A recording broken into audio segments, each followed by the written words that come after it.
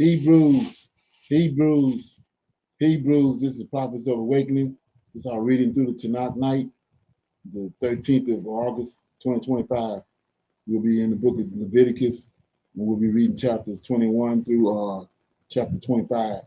Okay, you can go to our YouTube channel, Prophets of Awakening, check out our videos.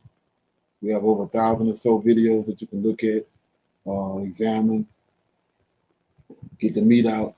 All these videos will lead you to the truth of the Holy Scriptures. And if you like what you're hearing or receiving, I'm asking you to like, share, and subscribe to the channel. It'll be greatly appreciated. We have our Cash App on the bottom of the screen for those that want to support the channel and help it move along. Okay.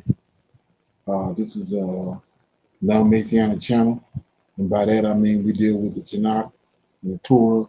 Tanak being the Old Testament, so-called Book of Remembrance. And the Torah is the first 5 books of the Old Testament that was given to Moses by our Savior and our Redeemer, or the Lord of Hosts. Okay, this channel was created to aid and assist our Hebrew Israelites who are waking up to their true identity and understanding who their Savior truly is. Shalom and welcome to this channel, and welcome to our reading through the Tanakh class. Okay, we're going to do our normal, which is a moment of silence, prayer, our songs. We have some current events, need to know information. Do we open up for some Q&A? Any questions, comments, any testimonies, dialogue? Then we go into our topic for discussion, which is we'll be dealing with the blacks' reaction to Donald Trump invoking martial law. Okay. Then scripture reading, like I said, will be book of Leviticus, chapters 21 through 25. We'll read each chapter and then we'll break down the chapter. Then before we close out, we'll pick a scripture like normal, break this scripture down, and then we'll close out. Okay. So this moment of silence is for the Lord of Hosts and all that He's doing to bring about our prophesied deliverance in these last days. Okay.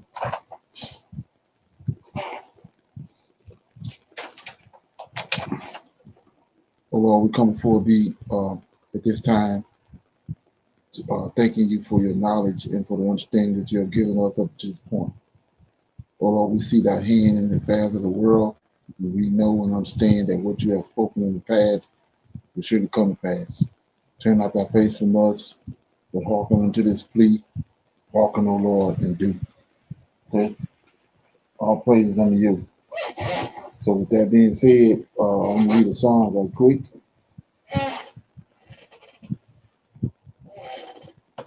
Okay.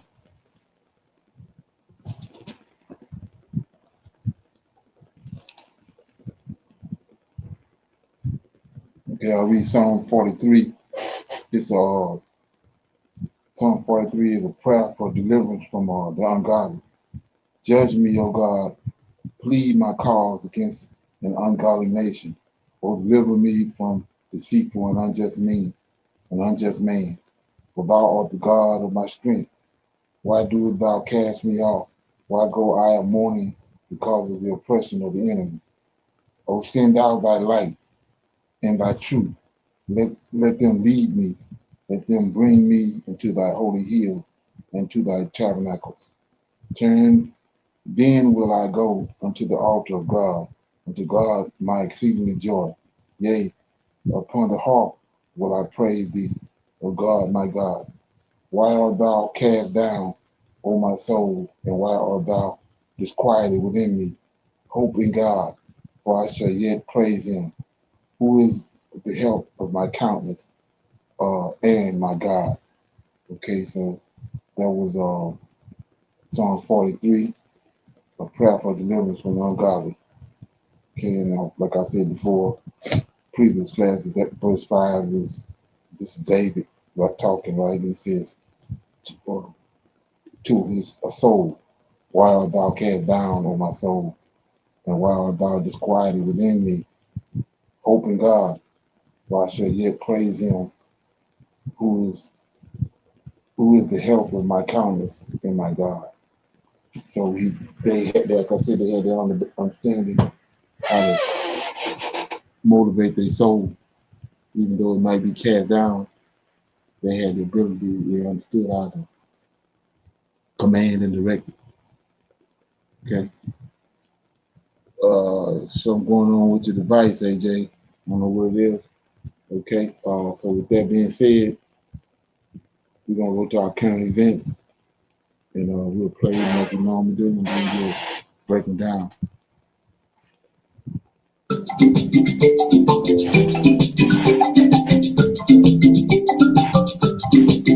Shock.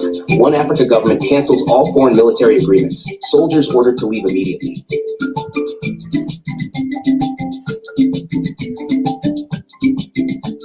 By Tukunmabika, Supreme Africa Breaking News, APN. Tisu Vanhu Bacho. Today, we are talking about one of the most historic, dramatic, and flat-out gutsy moves Africa has ever made. Forget slow diplomacy. Forget press conferences where leaders smile and say nothing. This is the political equivalent of standing up in a toxic relationship and saying, pack your bags. You've got 7 days, and I want my hoodie back. What happened? According to a highly placed AU insider, you know him, you love him, General Umoja from the One Africa government's Military Integration Task Force, Africa has just canceled every single foreign military agreement on the continent. We're talking the US, France, China, Russia, Turkey, everyone. Soldiers have been given immediate orders to vacate African soil. Part 1, the secret Addis Ababa meeting that changed everything. Our story begins 3 nights ago in Addis Ababa, Ethiopia. The AU headquarters looked quiet from the outside, but deep inside the African security wing, a different story was playing out. A Red Seal Continental Sovereignty Session was called, an emergency, closed-door gathering of all regional military chiefs, security ministers, and the One Africa government's top strategic advisors. General Umoja tells us, this wasn't planned for months. It was an emergency response to new intelligence that confirmed what many leaders already suspected. These foreign forces were not just here to help us fight terrorism. They were gathering data, mapping our resource routes, and even influencing political decisions in our capitals. The vote? Unanimous, except for 2 abstentions, both from smaller coastal nations dependent on foreign naval support. But the momentum was unstoppable. The decision was stamped under the African Sovereignty and Defense Act, a new legal framework that, for the first time in AU history, allows continental orders to override national agreements in matters of security. Part 2, the list and the shockwaves. Let's be clear, this decision didn't just target 1 or 2 countries. The internal memo, leaked to SABN, lists over 50 foreign military installations currently operating in Africa. Examples include Camp Lemonnier, Djibouti, the US Navy's only permanent base in Africa, French bases in Niger, Chad, Gabon, Senegal, Cote d'Ivoire, Chinese base in Djibouti, Turkish military training mission in Somalia, Russian facilities in Central African Republic and Sudan. The order? Immediate cessation of operations. Foreign personnel must be out within 7 days, with escort provided by regional One Africa Army commands. Jermaine struggled for years with dental issues before finally finding Nubia. Listen to what he wanted most after.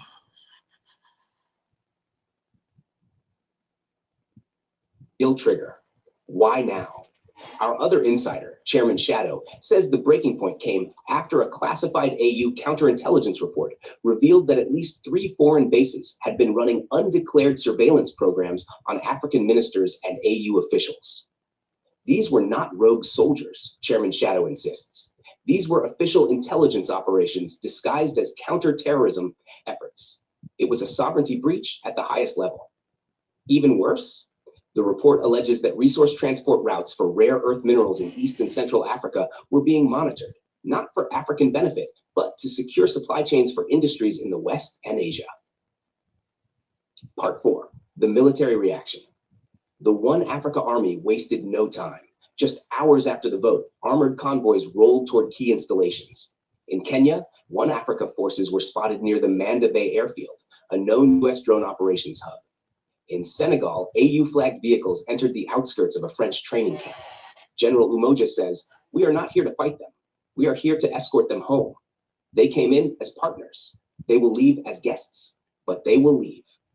Foreign commanders are reportedly on nonstop calls with Washington, Paris, and Beijing. In one French base, a frustrated officer was overheard saying, "We have years of agreements. They can't just rip them up like this." Well, mon ami, they just did. Part 5, the public announcement or lack of it. Here's the twist. As of now, there is no public AU statement. Why?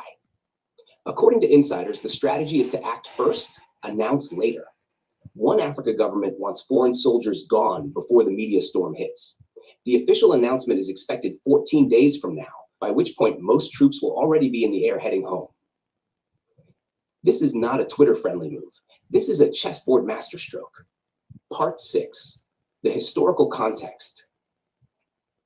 This is not the first time Africa has pushed back against foreign military presence. Mali, Niger, and Burkina Faso have all expelled French forces in the past 2 years.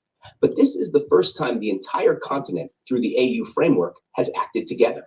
It's worth remembering that many of these bases date back to colonial and Cold War arrangements, where African nations traded security assistance for influence, aid, or infrastructure. The problem? Those arrangements outlived their usefulness and, in many cases, became tools of geopolitical manipulation. Part 7, the economic angle. Here's where it gets spicy. By removing foreign military forces, the One Africa government also cuts off the free access those forces had to African airspace, ports, and intelligence channels.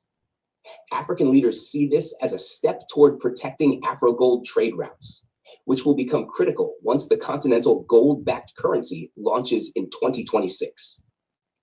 Chairman Shadow explains, "You cannot have a sovereign currency when foreign militaries can seize your gold shipments, monitor your financial transactions, or influence your defense policies." Part 8, the civilian reaction. Already, news of troop movements is leaking on social media in several countries. In Djibouti, residents posted videos of long military convoys passing through the city at night. In Niger, groups of young people gathered near a French base, waving AU flags and chanting, "Africa for Africans." Okay, any comments on that? Anybody hear anything about that? In all soldiers, foreign soldiers out of Africa. Okay, what's that from, mate? Shalom. No, sir, I haven't heard. Okay.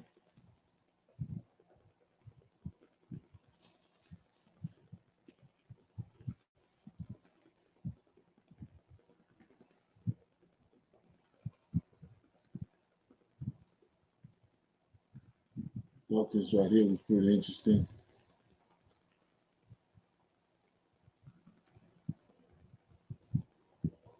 Hello, everyone. Welcome back to the channel. So I love it. I absolutely love it when I see African leaders stand up to these people of these Western nations, regardless of what they're trying to do. I think it is high time that we start to question everything instead of just looking at things for what they really are. We need to start questioning this stuff because we are dealing with some people who are just not fair when it comes to so-called Black people. Of course, I had something else going through my mind when I paused. I wanted to say something else, but I just said, I'm just going to keep it tight. You know what I mean? I'm going to keep it tight.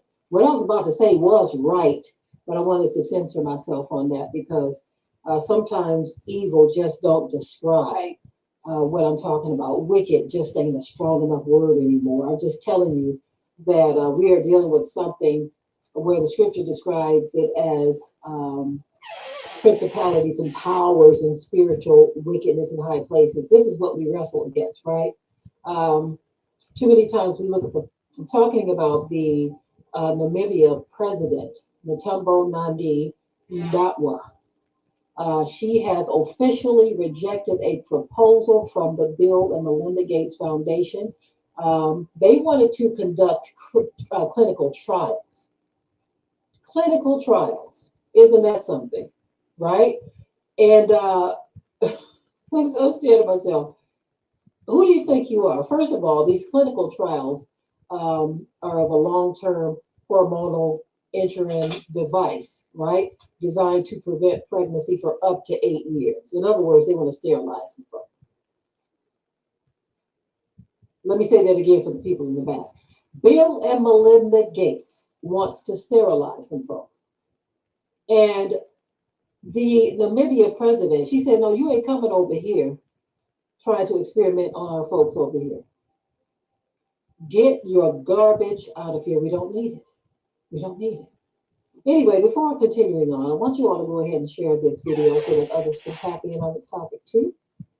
If you're new to the channel and when they go over there and they want to conduct these trials, she pretty much told them, why don't you go conduct those trials over there in America? Right? Anyway, let's listen to this. Of course, you know I will be right back. Yes, Namibia's president, Netumbo Nandi-Ndaitwah, has officially rejected a proposal from the Bill and Melinda Gates Foundation to conduct clinical trials of a long-term hormonal intrauterine device designed to prevent pregnancy for up to 8 years. Why Namibia rejected the proposal? President Nandi-Ndaitwah expressed strong opposition, citing national sovereignty. She emphasized that Namibia should not be used as a testing ground for foreign-led health interventions. Population concerns. With a population of just over 3 million, she argued that population control measures should target more densely populated nations like the US. Ethical concerns. She questioned the ethics of targeting African women for such trials, stating, Namibian women are not lab rats. Historical context. The rejection also reflects a broader resistance to foreign influence in African reproductive health, especially given past abuses. What was the device? A hormonal IUD that releases progestin to prevent pregnancy by thickening cervical mucus and blocking sperm. Designed to last up to 8 years, offering a discreet long-term contraceptive option, part of a broader $2.5 billion initiative by the Gates Foundation to improve women's health in low and middle income countries. Global rollout plans. While Namibia rejected the trial, the device is still set to be introduced in Kenya, Nigeria, India, alongside other innovations like self-injectable contraceptives, rapid STI testing, and microneedle contraceptive patches. There is a growing wave of skepticism across Africa regarding foreign aid and philanthropic interventions from Western nations and individuals like Bill Gates. This skepticism is rooted in historical exploitation, unfulfilled promises, and perceived ulterior motives. Here's a detailed exploration of why many Africans are increasingly wary. Rising skepticism. Africa's uneasy relationship with Western aid. Historical context. Aid as a tool of control. Since independence, many African nations have relied on foreign aid to support development. Yet decades later, poverty and underdevelopment persist, leading many to question the true impact of this assistance. Scholars and activists argue that aid has often served to prop up authoritarian regimes, create dependency, and undermine local governance. Aid programs have sometimes been tied to conditionalities, forcing countries to adopt policies that benefit donors more than recipients. Health interventions and distrust. The Gates Foundation controversy. The Bill and Melinda Gates Foundation has invested billions in African health and agriculture programs, yet critics say these efforts often prioritize Western pharmaceutical firms and researchers over local needs. In Namibia, President Netumbo Nandi-Ndaitwah recently rejected a Gates-backed contraceptive trial, saying Namibian women are not lab rats, reflecting broader concerns about medical experimentation and population control agendas. Okay, any comments on that? Anybody heard anything about that? Sound like what the Pharaoh did in Egypt. They try to reduce the population of the Israelites. Anybody got a comment? Shalom. Shalom. Go ahead. Go ahead. Thank you.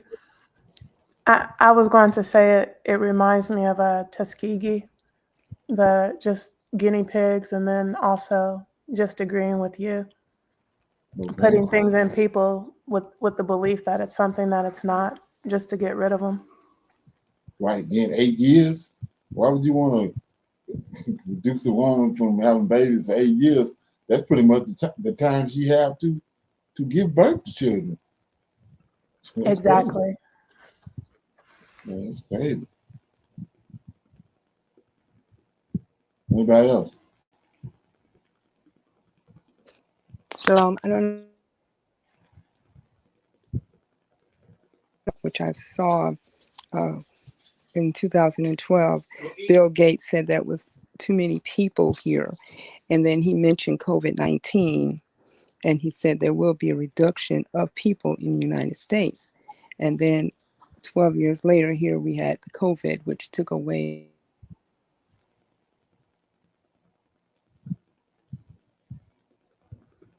It went about taking away the people from, reducing the number of people. Okay. So with that being said, we go to our current events. To our need to know information. This here is pretty big. Okay. They starting another alliance of these 3 African nations, just like in the Sahel. Okay, I'm wearing a blue suit. And this happened overnight. Let me get this right quick. Okay.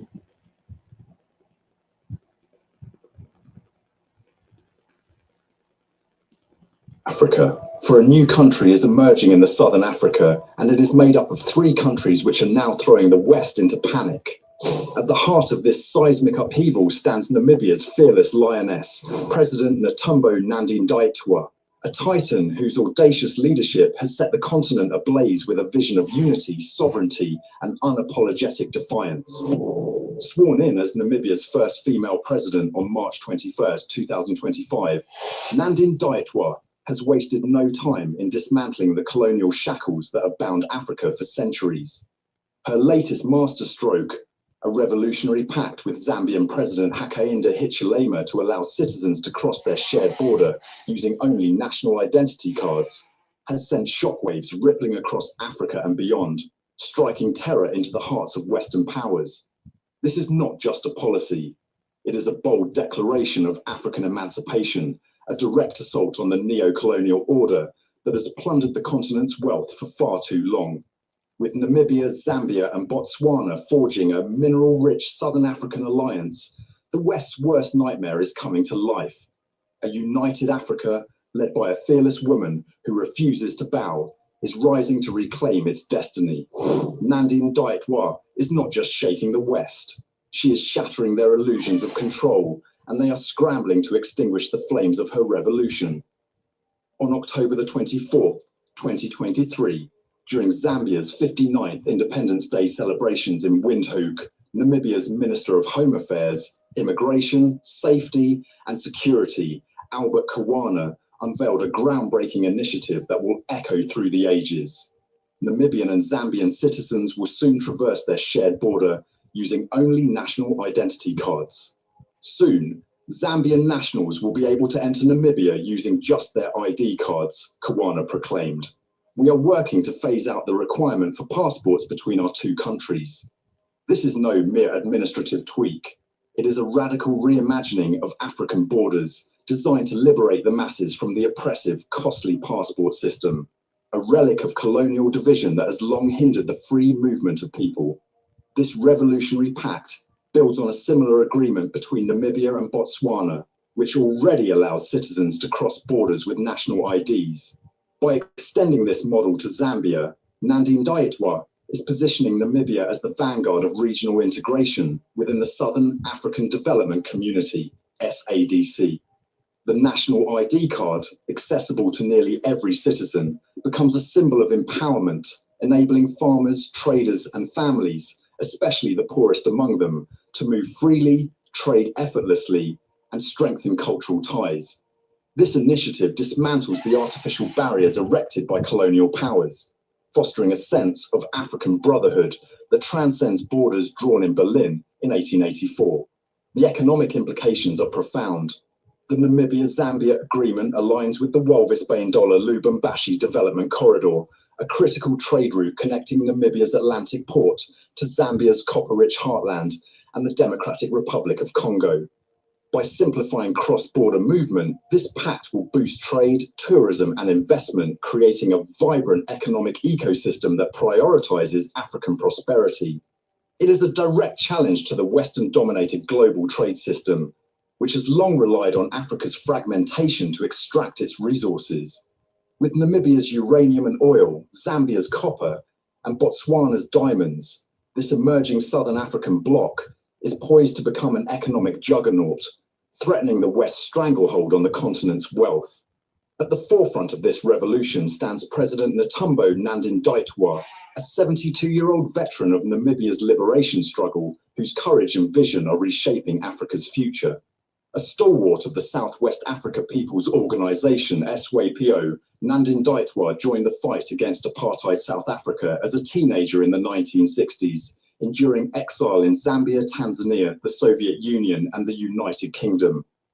Her decades of service as a lawmaker, foreign minister, and vice president have culminated in her historic ascension to the presidency, making her one of only a handful of female African leaders, alongside icons like Ellen Johnson Sirleaf, Joyce Banda, and Samia Suluhu Hassan. Since taking office, Nandi-Ndaitwah has moved with breathtaking speed to assert Namibia's sovereignty. Her first major act was a bombshell that sent shockwaves through Western capitals, the nationalization of Namibia's oil and gas sector. On March 22, 2025, she announced that the management of this critical industry would fall directly under the office of the president, stripping control from foreign giants like Total Energies and Shell. With offshore discoveries set to produce 700,000 barrels per day by 2030, Namibia is on the cusp of becoming a global energy player. Nandi-Ndaitwah's move ensures that these riches benefit Namibians first, a direct affront to the Western corporations that have long dictated terms in Africa's resource sectors. Her defiance extends beyond economics. In April 2025, Nandi-Ndaitwah demanded a formal apology and reparations from Germany for the genocide of the Herero and Nama peoples between 1904 and 1908, which claimed over 100,000 lives. In a scathing BBC interview, she dismissed Germany's previous reconciliation efforts as insulting and inadequate, insisting on accountability for colonial atrocities. Berlin, unaccustomed to such boldness, was left scrambling, their discomfort evident in diplomatic circles. This demand is not just about historical justice. It is a signal that Africa is done with half measures and will no longer tolerate Western evasion of responsibility. Nandi-Ndaitwah's rejection of Western interference is further exemplified by her stance against the Bill and Melinda Gates Foundation's proposal to conduct trials of an 8-year hormonal intrauterine device, IUD, in Namibia. On August 12, 2025, she condemned the initiative as a profound injustice to the Namibian people and humanity, asserting that Namibia's future is not a testing ground for foreign experiments. This bold move, celebrated across social media platforms like X, underscored her commitment to protecting Namibian sovereignty and dignity. The West is trembling, and they have every reason to be afraid. Africa is a continent of unparalleled wealth, 30% of the world's mineral reserves, 12% of its oil onto its natural gas, and vast deposits of gold, diamonds, cobalt, and uranium. Yet, for centuries, this wealth has fueled Western prosperity while Africa languished in poverty. The colonial borders, drawn arbitrarily in Berlin in 1884, were designed to fragment the continent, ensuring that African nations remain divided, weak, and dependent on foreign aid, loans, and military protection. Nandi-Ndaitwah's vision threatens to unravel this system, uniting Southern Africa in a way that mirrors the alliance of Sahel states, Mali, Burkina Faso, and Niger. The Sahel nations have shown what is possible when Africans reject Western control. By adopting a common passport, dismantling colonial borders, and seizing control of their gold, uranium, and oil, Mali, Burkina Faso, and Niger have redirected their wealth to benefit their people.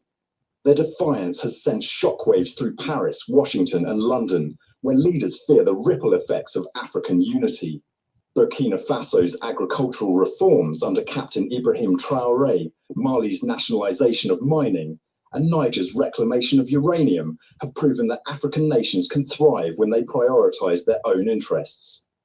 This model of sovereignty and self-reliance is now taking root in Southern Africa, with Namibia, Zambia, and Botswana forming a mineral-rich bloc that could rival the Sahel Alliance.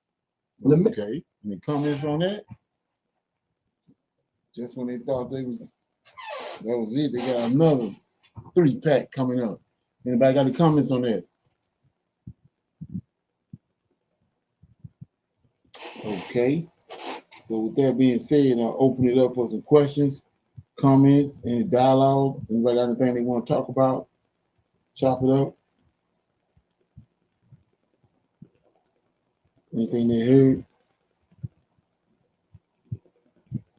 Okay, so with that being said, as I said, the topic for discussion is what's going on with Trump and what's going on in DC. So I got 2 videos on that. Okay, I'll play the first one, then I'll play the second. There you go.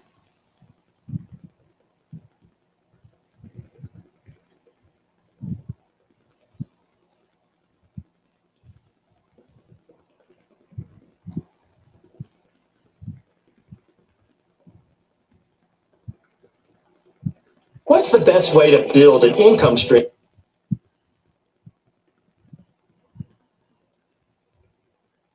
Launched national martial law, talking about DC, but then saying we're going to look at New York City, we're going to look at Baltimore, we're going to look at Oakland. And the media is mostly shrugging, and a lot of Americans have become desensitized to this. This is a red alert, my friends. You know, some of the changes that Donald Trump made to the tax law, I don't agree with them, but they're not sirens going off, right? This is that. Donald Trump announcing that he is invoking Section 740 of the DC Home Rule Act, taking control of the DC Police Department. Hey, so I just want to let you guys know that about a month ago, Trump supporters said that it was absolutely ridiculous that people think that the President of the United States of America would enact martial law anywhere in the United States of America. As of today, Donald Trump has announced that he is going to enact martial law in the city of Washington, D.C. And there's rumors going around that he might be going for L.A. and Chicago next. Just putting that out there. I wanted to punish the blue states.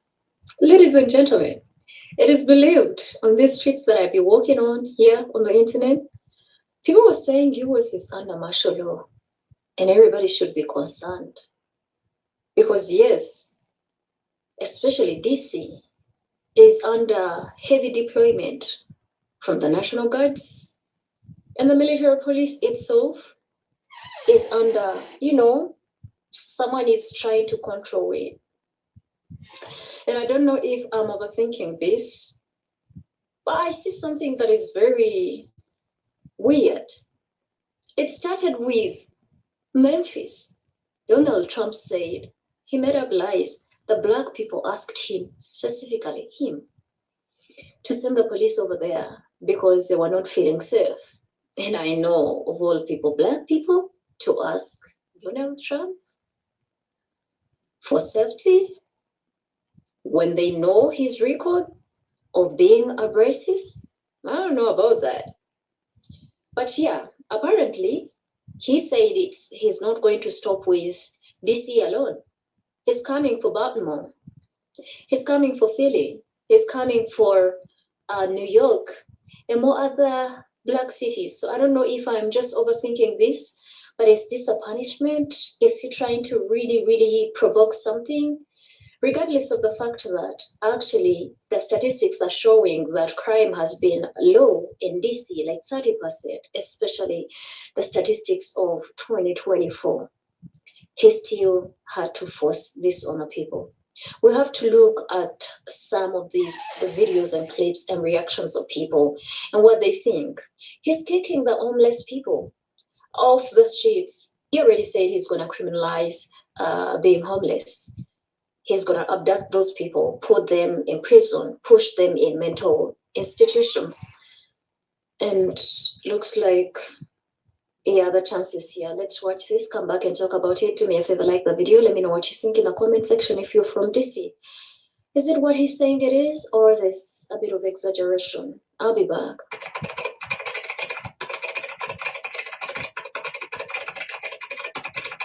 Donald Trump soft launched national martial law, talking about DC, but then saying we're going to look at New York City, we're going to look at Baltimore, we're going to look at Oakland. and the media is mostly shrugging, and a lot of Americans have become desensitized to this. This is a red alert, my friends.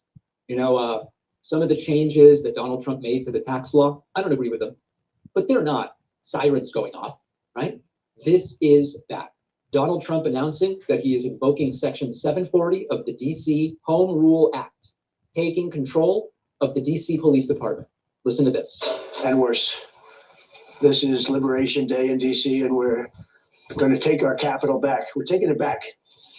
Under the authorities vested in me as the President of the United States, I'm officially invoking Section 740 of the District of Columbia Home Rule Act. You know what that is?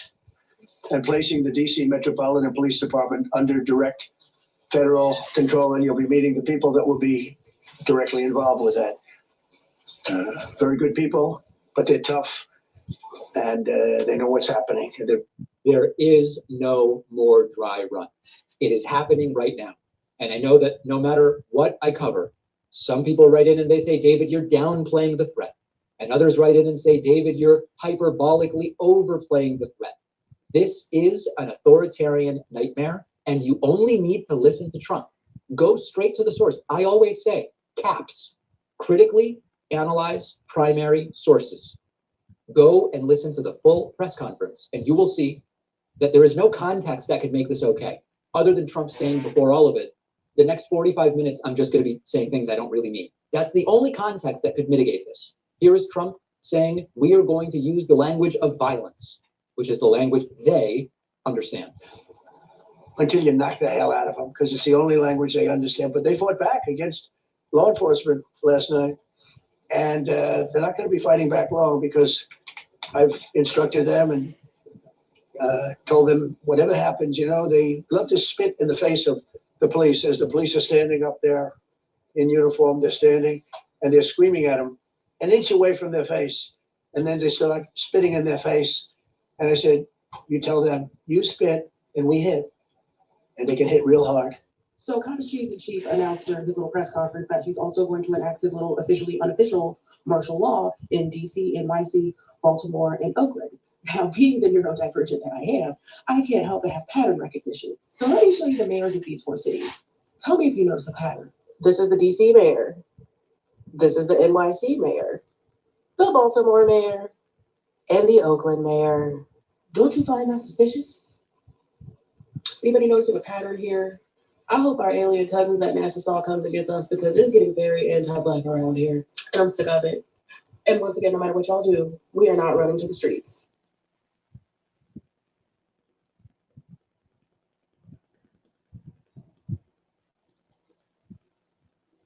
Second of all, to the Black people that are rationalizing Donald Trump taking over and militarizing DC streets under the pretext of crime, when crime in DC is at a 30-year low, you were part of the problem too. And if it don't apply, let it fly. Okay, I don't need an announcement about how you haven't seen nobody say something. I'm telling you what I've seen with my own 2 eyes. Here's the thing. For anybody to believe that Donald Trump coming in with the military is a solution, and for anybody to think, even after all that we've seen from this administration, that it's going to only impact the so-called bad ones, is irrational. The bottom line is the reason why Donald Trump is taking over DC is because DC is still a predominantly Black city. And he looks at Blackness and criminality as being one and the same. And so if you think that the Donald Trump that has told the National Guard, do whatever it is that you want to do to people, the same that sat up there and wanted to shoot Black Lives Matter protesters last time he was in office, the same person that one of his first orders of business was pardoning a DC cop who killed somebody, and whose Department of Justice has gotten rid of consent decrees that we fought for in the so-called racial reckoning. If you think that that administration and that person's aim, oh, and by the way, the person who ran on giving cops indemnity, if you think that that's the solution of bringing in over 1,000 people to police and racially profile and harass people, and you think you're going to be exempt, then you're unhinged. And as a catalyst to do so. First, it was the damn curfew for the teens and the adolescents. You know what? I don't really mind that too much. And now it's getting worse. He wants to kick out all the homeless people. Where the fuck are they going to go? On top of that, he said we would not be using the National Guard. But then Petey Boy got up on the stage and said, yes, the National Guard will be deployed in the upcoming week. Pam Bodie will be taking over all, and I do mean all, law enforcement in Washington, D.C., which means they will report to her, which means they will be reporting to Trump. It's not going to be safe. They're not looking just for criminals. They're looking for everybody in their mom. He mentioned illegal immigrants over and over and over again, which we know that's bullshit. He mentioned Kamala and Biden over and over and over again. Then he went to the LGBTQIA and transgender people again. Washington, D.C., I don't know what y'all going to do, but Please do it safely. Y'all know this man does not care about people. He will take y'all out no matter what. And he will use the justification of safety. This is his way of coming into martial law. This is how he's going to do it. He's going to make up lies. He's going to over-exaggerate every situation. Mention Chicago, Baltimore, Philly, Watts, urban Black areas as problem childs in America. DC will be the example. DC will see how far he can actually go without being hit by a judge. Y'all be safe out there. The president has been very clear that he's going to take the action necessary to secure the city of Washington for the people who live here, for all the American people and all who visit here. It's our capital city. It is more violent than Baghdad. It is more violent than parts of Ethiopia, parts of many of the most dangerous places in the world. It's really shocking. You guys should look at the graph that has been shown comparing parts of some of the most dangerous failed states in the world compared to DC. DC is more violent, and so he's going to do what is necessary to make sure our nation's capital is safe for all Americans. Thank you. So Stephen Miller just steps his bald, racist ass here with the same tired, racist scare tactics dictators have been using for over 100 years. And I'm not letting his dirty slide this time. He said that DC is more violent than Baghdad, more violent than Ethiopia, and that's a line he posted. The actual murder rate in Baghdad is far higher than DC. And in Ethiopia, a country of over 120 million people, has entire regions active in conflict. But he's not giving you crime data, he's giving you propaganda. He's cherry picking and fear mongering to sell you Trump's latest unconstitutional king stunt. And let's be clear about what this is, right? It's not cleanup. This is the forced removal of American citizens using federal troops and police without warrants, without due process, and against the will of the people. That's a violation of the Fourth Amendment, which is unreasonable search and seizures, the Fifth Amendment, which is no deprivation of liberty without due process, and the Posse Comitatus Act, which limits the president's ability to use the military for domestic law enforcement. Trump isn't fixing homelessness. He's doing what authoritarians always do. He's making the problem invisible so his base can clap without asking where the people went. Spoiler, they will be dumped in underfunded shelters or left to rot in towns with no services, just so DC can look pretty for its fuck lives. History already wrote this playbook. They called it urban renewal in the 1950s and 60s, a fancy way to bulldoze Black neighborhoods in the name of safety and progress. The end result? Displacement, poverty, and generational loss of wealth. And guess who profited? Developers, politicians, and wealthy elite. So when Steve... Okay, any comments on that? Any feedback? What do you think?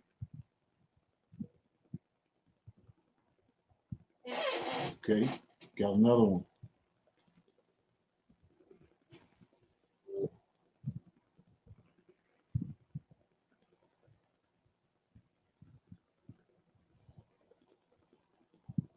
Welcome to Black People Politics Network. I'm Mr. Red. You know what? I'm disgusted, but I'm not surprised. Trump has been telling us who he is for years, and still, some folks want to pretend this man isn't a racist. Still, MAGA is out here falling over themselves to defend him, worship him, excuse him. And now we're staring at authoritarianism dead in the face. And I'm telling you, this is the kind of thing you see in dystopian movies before everything falls apart. Trump is set to announce the deployment of 1,000 National Guard members in Washington. Yet Washington, D.C. has had the lowest crime rate in the last 30 years, 25% reduction over the last couple of years. And yet he is about to deploy the National Guard. They tried this with the Hispanic. The crime rate has been going down in D.C., but Trump, he's got other plans that has nothing to do with keeping people safe and everything to do with control. We was right all along. He about to fortify the fuck out of D.C. because we about to find out that you ain't supposed to be there. It's over, bro. It's over. Either way. That's all I gotta say. And here's the part that makes me furious. Trump is fortifying the nation's capital. Why? To remove Black people. Don't let anybody tell you different. This isn't random, and it isn't politics as usual. This is a coordinated move from a man who's shown over and over Black communities are his target. Now that President Trump has sent in the troops, federalized the DC police, I think an important space to watch is what Mayor Bowser does next. She arguably did everything she could to prevent this. She spoke his love language, right? Flattery is his love language. And she tried to do that dance in terms of visiting him at Mar-a-Lago, immediately disbanding Black Lives Matter Plaza. And it seems like it wasn't enough. Well, what does she do now? The DC mayor has already tried to make moves, but Trump is already pushing ahead anyway, because when has he ever cared about what local leadership wants? When Trump says that we need to take Washington, D.C. back, he means we need to take it back from Black people, because Black people make up about 42% of the people that live in Washington, D.C. That's the reason this is happening. That's the reason why, despite having the lowest crime rates that the area has seen in 30 years, they're deploying 800 National Guard troops and taking over the police department in Washington, D.C., and they're targeting Black youth. It's the same playbook that we saw in Project 2025. Rig the system, change the rules, and wipe out Black voters in cities that would vote against him. That's the real end game here. Authoritarians want to cement their power, and the only way to do that is to get rid of the opposition.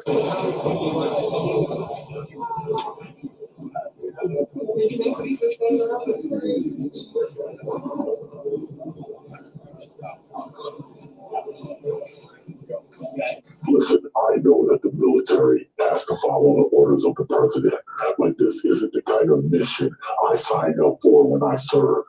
And I know there are a number of people who are serving who have to feel the same way. This isn't defense. This is occupation. This is taking away the voice of an entire community under the skies of law and order. Look around. Troops already in position, ready to secure the city in our neighborhoods. We know what that means. We're having a news conference tomorrow in the White House. I'm going to make our capital safer and more beautiful than it ever was before. The homeless have to move out immediately.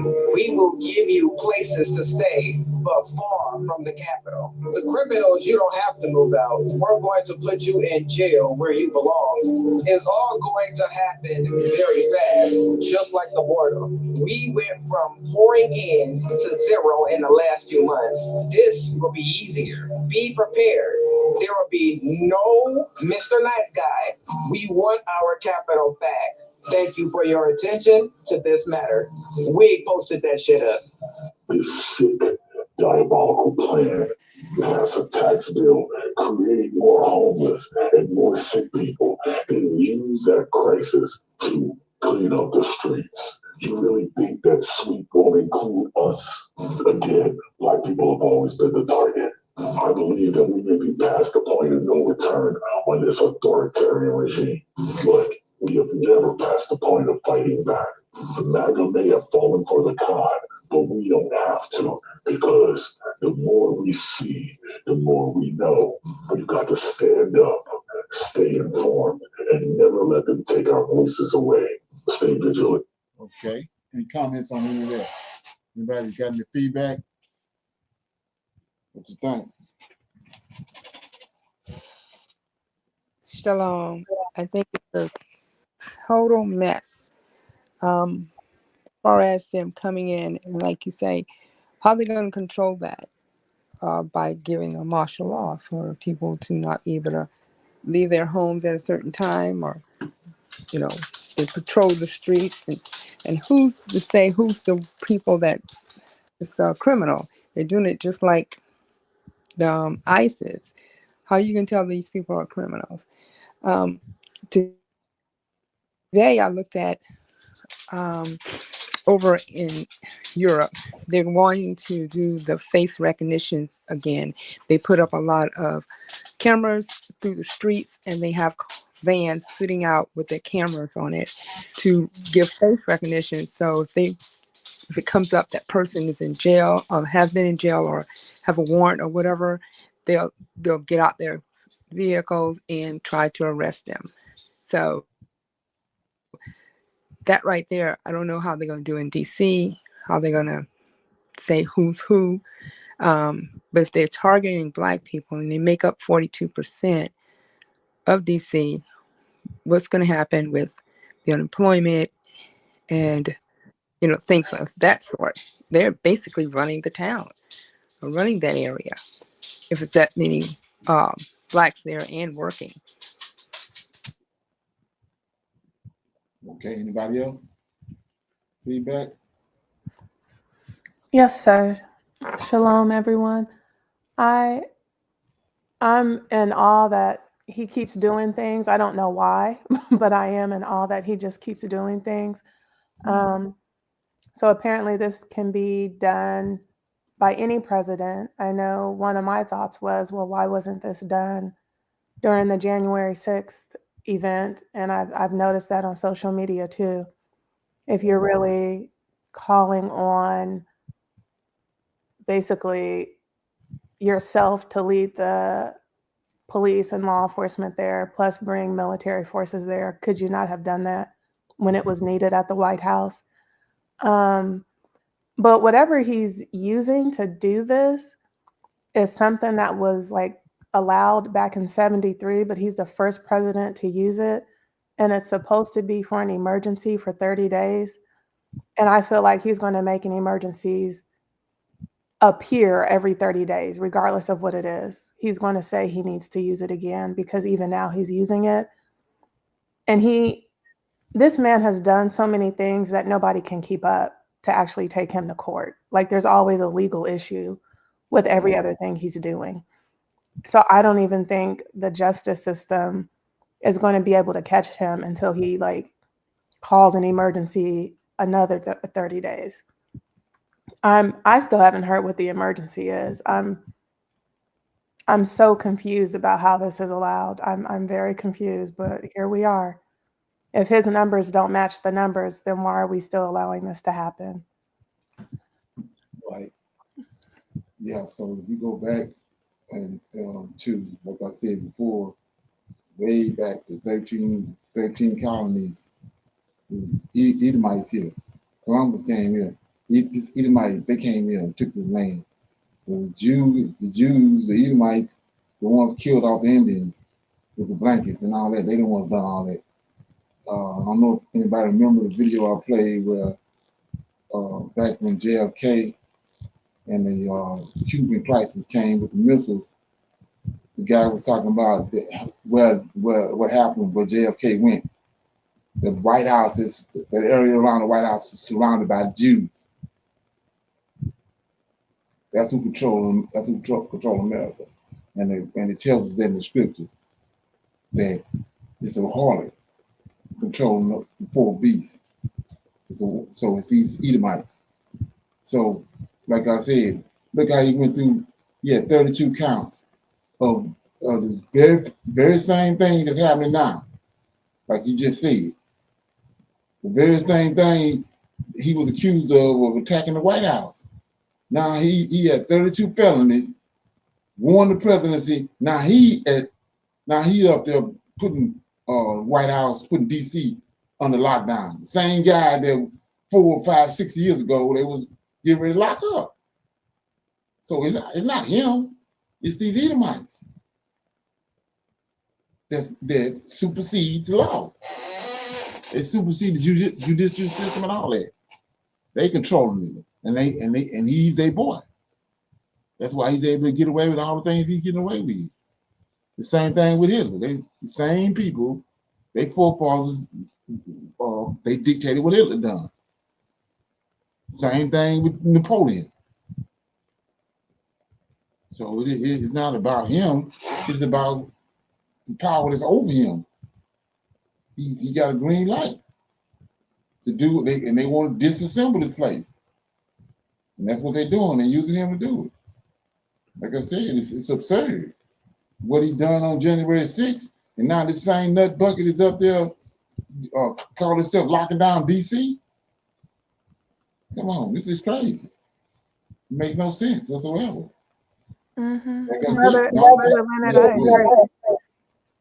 he has to be somebody's puppet to find out how to do this, because no president has ever used this before, but yet he found it. Right, it's a demo job.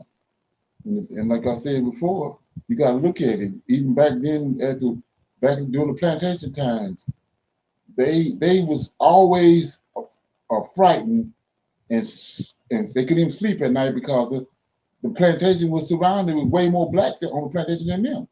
And they was terrified. So they getting ready to do something seriously wicked, seriously evil. But first, they gotta secure themselves. They surrounded by all these black folks, a democratic environment, democratic state, blue state. So they first got to lock down DC. It's surrounded by black folks. So that's the first move. So whatever they get ready to do, they knew they had to lock down DC first.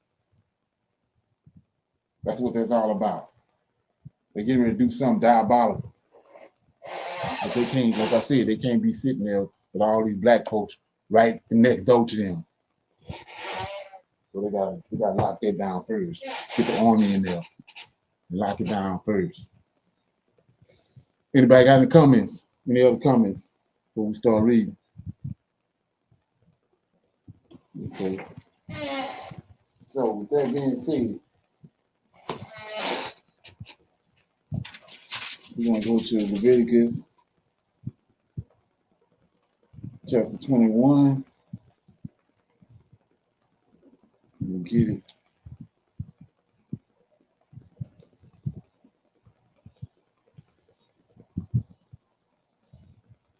Okay. Chapter 21. You're gonna read chapter 21, Nidra? Yes, sir. Shalom. Okay. Leviticus 21. And the Lord said unto Moses, speak unto the priests, the sons of Aaron, and say unto them, there shall none be defiled for the dead among his people, but for his kin that is near unto him, that is, for his mother, and for his father, and for his son, and for his daughter, and for his brother, and for his sister, a virgin that is nigh unto him, which hath no husband, for her may he be defiled. But he shall not defile himself, being a chief man among his people, to profane himself. They shall not make baldness upon their head, neither shall they shave off the corner of their beard, nor make any cuttings in their flesh. They shall be holy unto their God, and not profane the name of their God. For the offerings of the Lord made by fire, and the bread of their God they do offer. Therefore they shall be holy. They shall not take a wife that is a whore or profane, neither shall they take a woman put away from her husband, for he is holy unto God. Thou shalt sanctify him therefore, for he offereth the bread of thy God. He shall be holy unto thee, for I, the Lord, which sanctify you, am holy. And the daughter of any priest, if she profane herself by playing the whore, she profaneth her father, she shall be burnt with fire.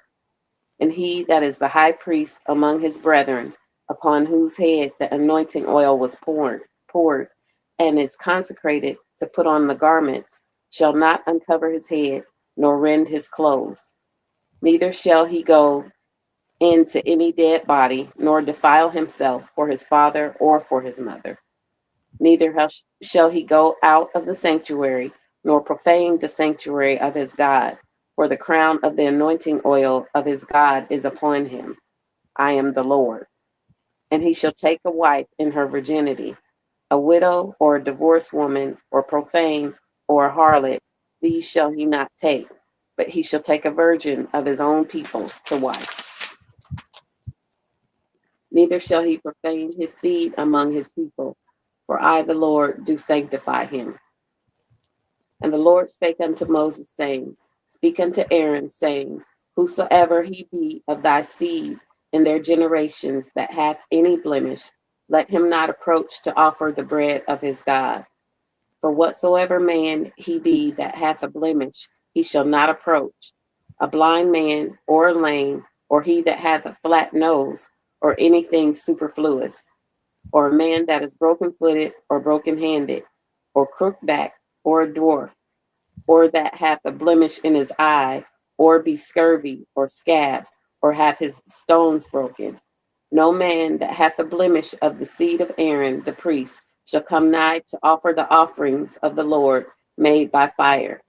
He hath a blemish, he shall not come nigh to offer the bread of his God. He shall eat the bread of his God, of the most holy and of the holy. Only he shall not go in unto the veil, nor come nigh unto the altar, because he hath a blemish, that he profane not my sanctuaries, for I, the Lord, do sanctify them. And Moses told it to Aaron and to his sons and unto all the children of Israel. That's Leviticus chapter 21. Shalom. Okay, so right here, this huge. It's huge right here. So we want to go in on it. So like I was saying before, now you know why when it said Jacob, it tell you the appearance of Jacob. How did Jacob was flawless, how Solomon was, and how David, the way they look.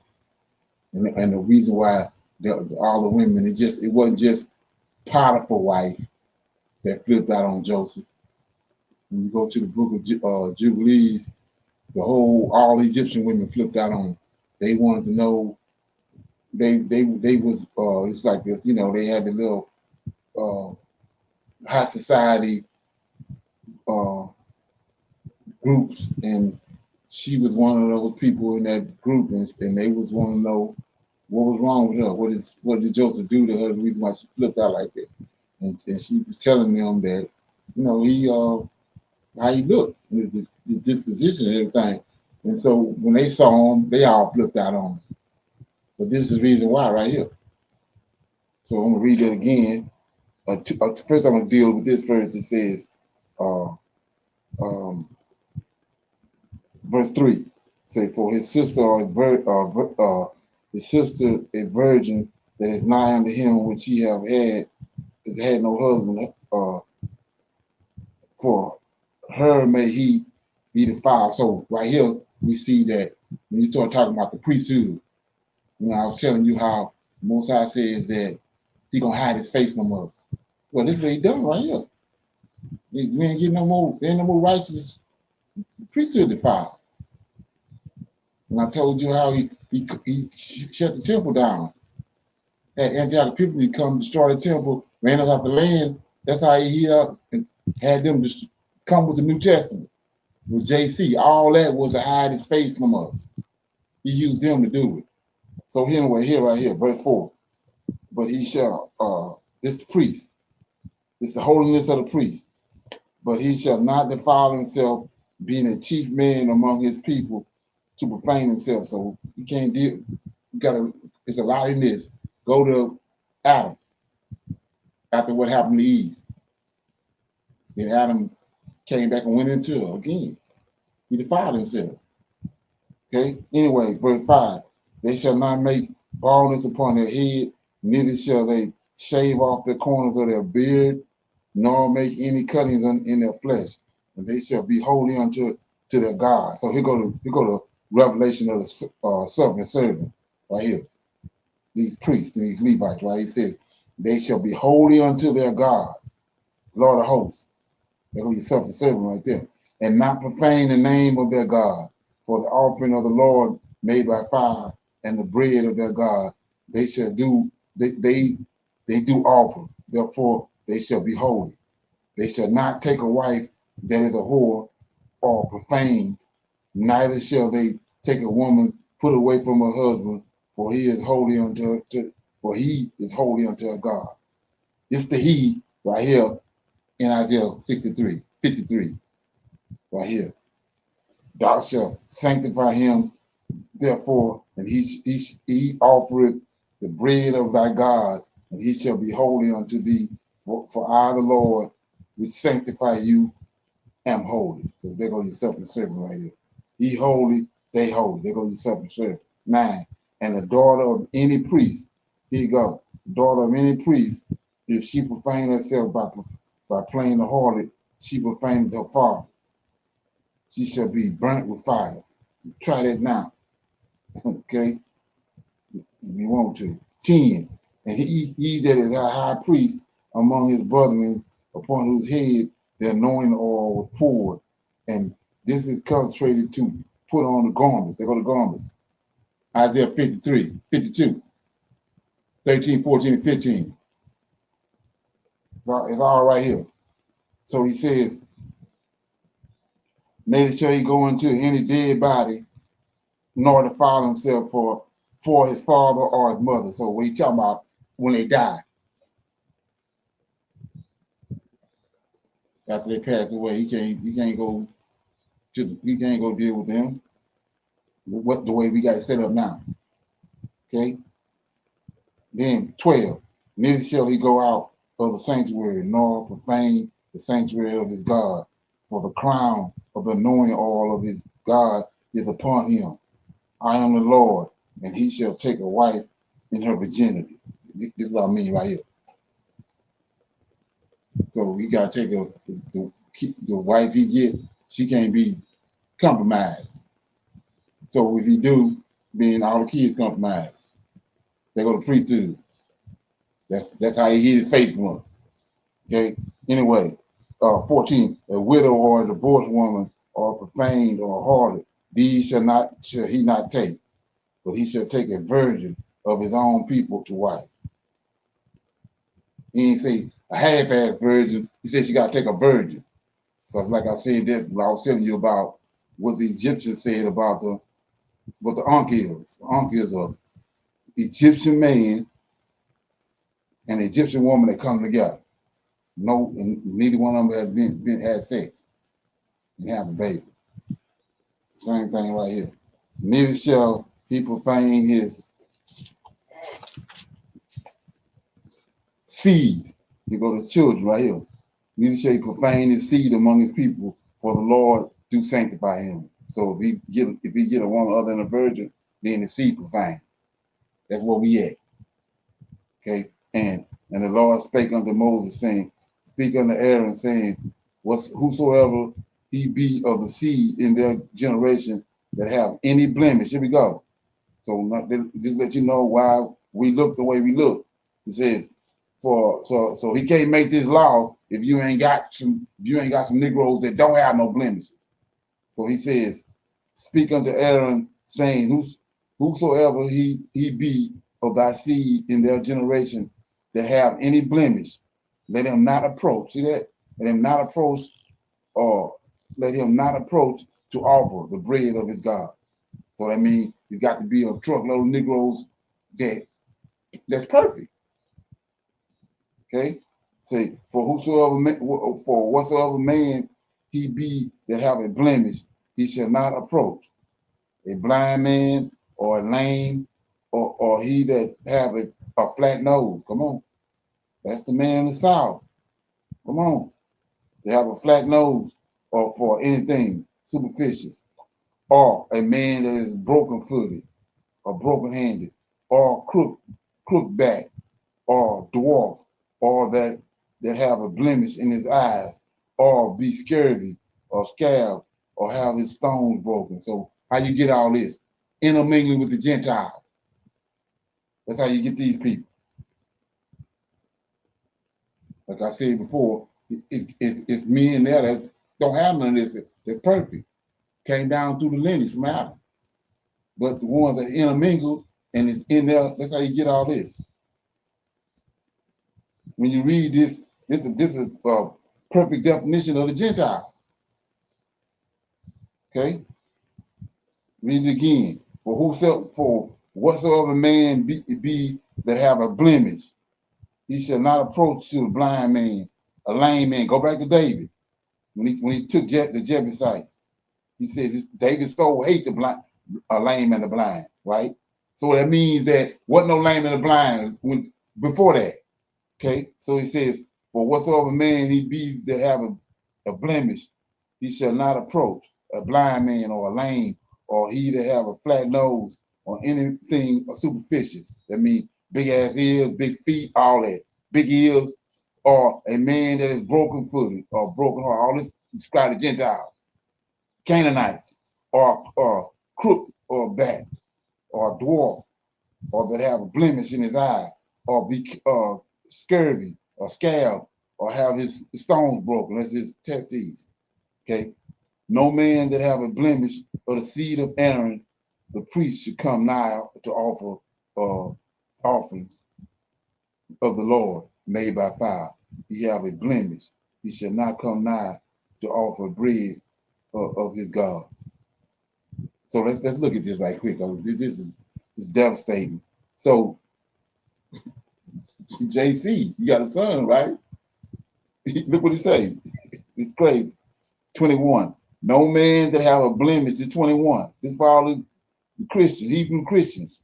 Yahushua, 21. No man that have a blemish of the seed of Aaron, the priest, shall come nigh to offer offerings unto the Lord. See that? You can't come nigh to him. JC going to them, laying hands on them. Look what the Most High say, Lord of hosts. No man that have a blemish of the seed of Aaron, the priest, shall come nigh to offer the offerings to the Lord by fire. He have a blemish.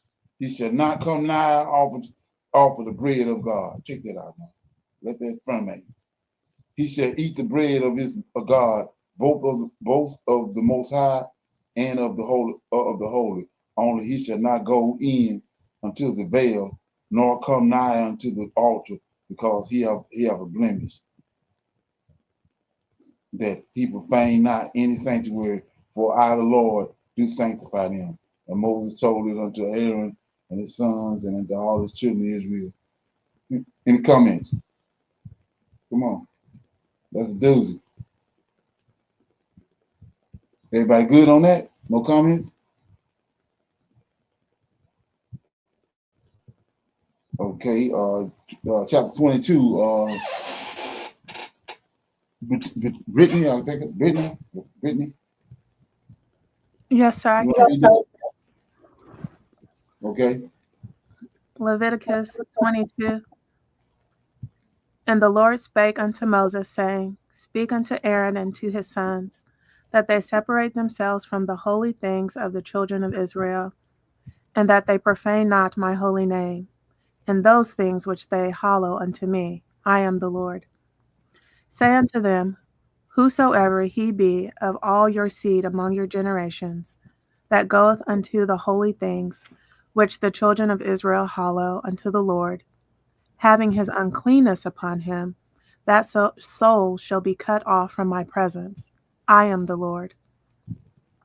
What man soever of the seed of Aaron is a leper, or hath a running issue, he shall not eat of the holy things, until he be clean.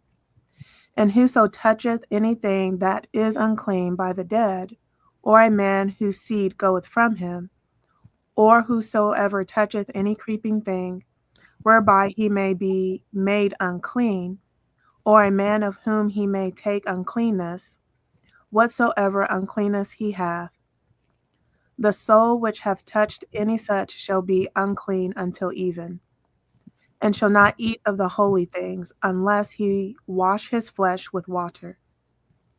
And when the sun is down, he shall be clean, and shall afterward eat of the holy things, because it is his food. That which dieth of itself, or is torn with beast, he shall not eat to defile himself therewith. I am the Lord. They shall therefore keep mine ordinance, lest they bear sin for it, and die therefore, if they profane it. I, the Lord, do sanctify them. There shall no stranger eat of the holy thing. A sojourner of the priest, or a hired servant, shall not eat of the holy thing. But if the priest buy any soul with his money, he shall eat of it. And he that is born in his house, they shall eat of his meat. If the priest's daughter also be married unto a stranger, she may not eat of an offering of the holy things. But if the priest's daughter be a widow or divorced, and have no child, and is returned unto her father's house, as in her youth, she shall eat of her father's meat. But there shall be no stranger eat thereof. And if a man eat of the holy thing unwittingly, then he shall put the fifth part thereof unto it, and shall give it unto the priest with the holy thing. And they shall not profane the holy things of the children of Israel, which they offer unto the Lord. or suffer them to bear the iniquity of trespass when they eat their holy things. For I, the Lord, do sanctify them.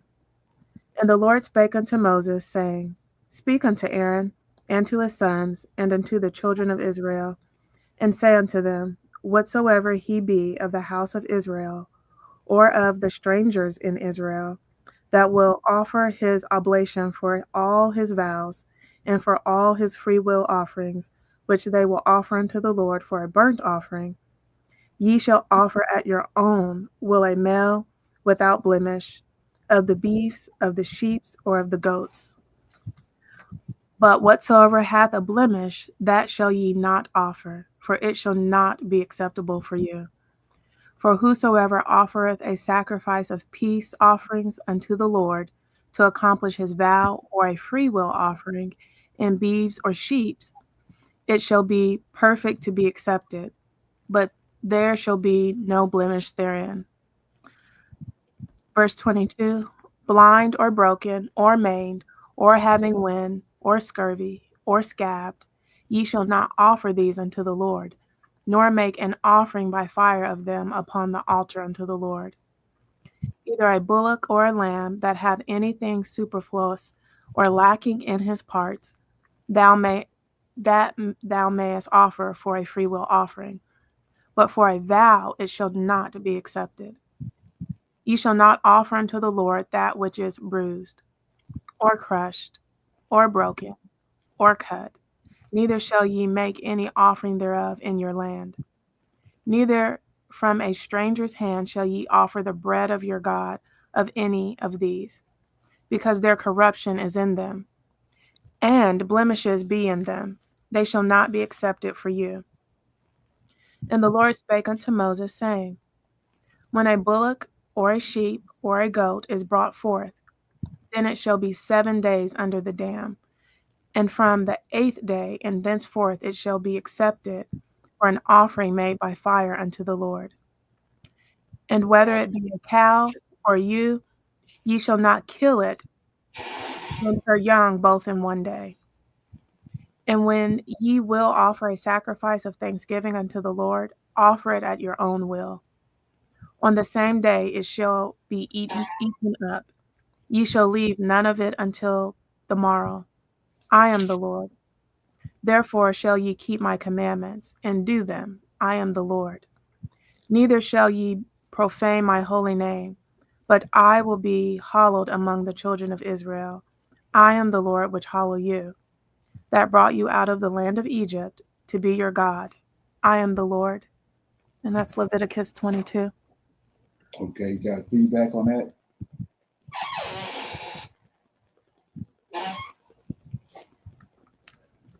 So for me, I did not know that the family could take part. I never even knew that when I say family, that the daughters of the priest were allowed to eat. Up until now, I thought it was just the priest and the priest's sons, just the male in the family. But I see that it's a lot, and we've been reading Leviticus. It's a lot for sins and atonement, and it's still just a long jump from what we're reading here to saying one man died and now we're all free and saved. Exactly. Mm-hmm. It ain't that simple. As far as joke, that's what it is. But one of the things I want to shine a light on is notice, and this big, notice what was read in chapter 21 about the men. It says, let me get it. I just read it. Let me get it.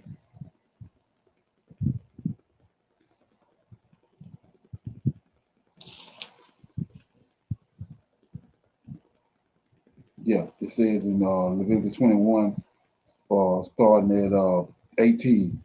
But whatsoever man he be that have a blemish, he shall not approach a blind man or a lame or he that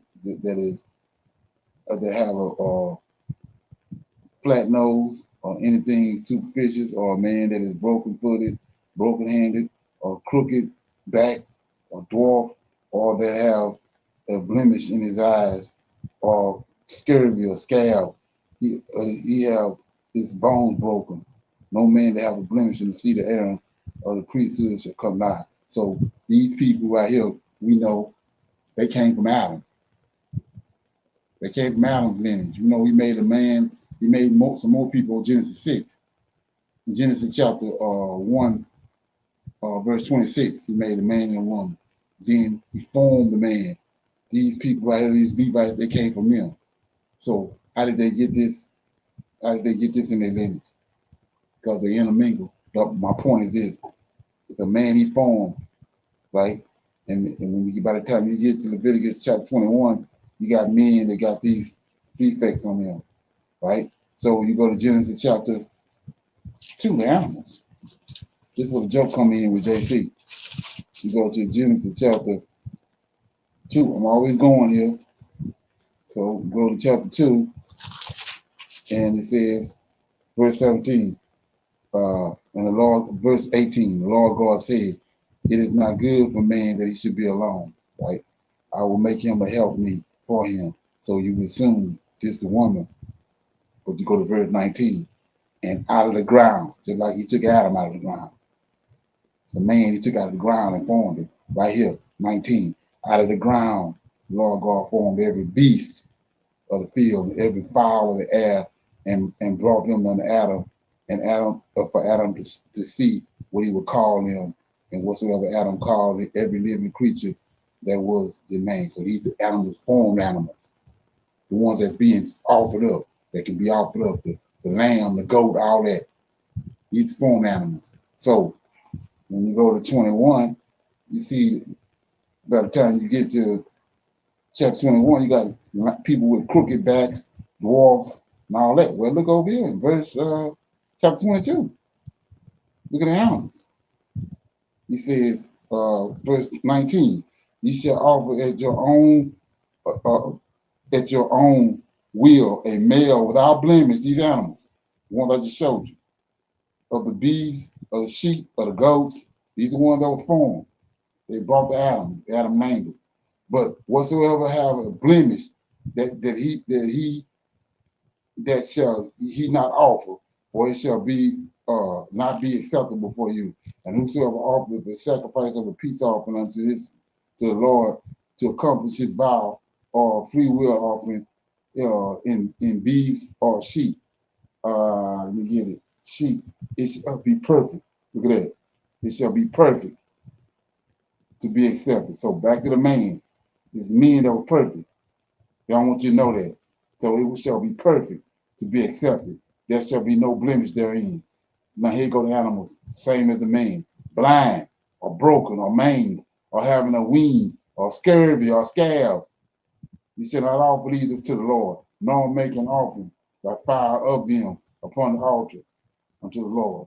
Either a bullock, these formed animals, either a bullock or a lamb that have anything superstitious, same thing on the man, or lacking of any of his parts, that thou offer for a free will offering, but for a vow it shall not be offered.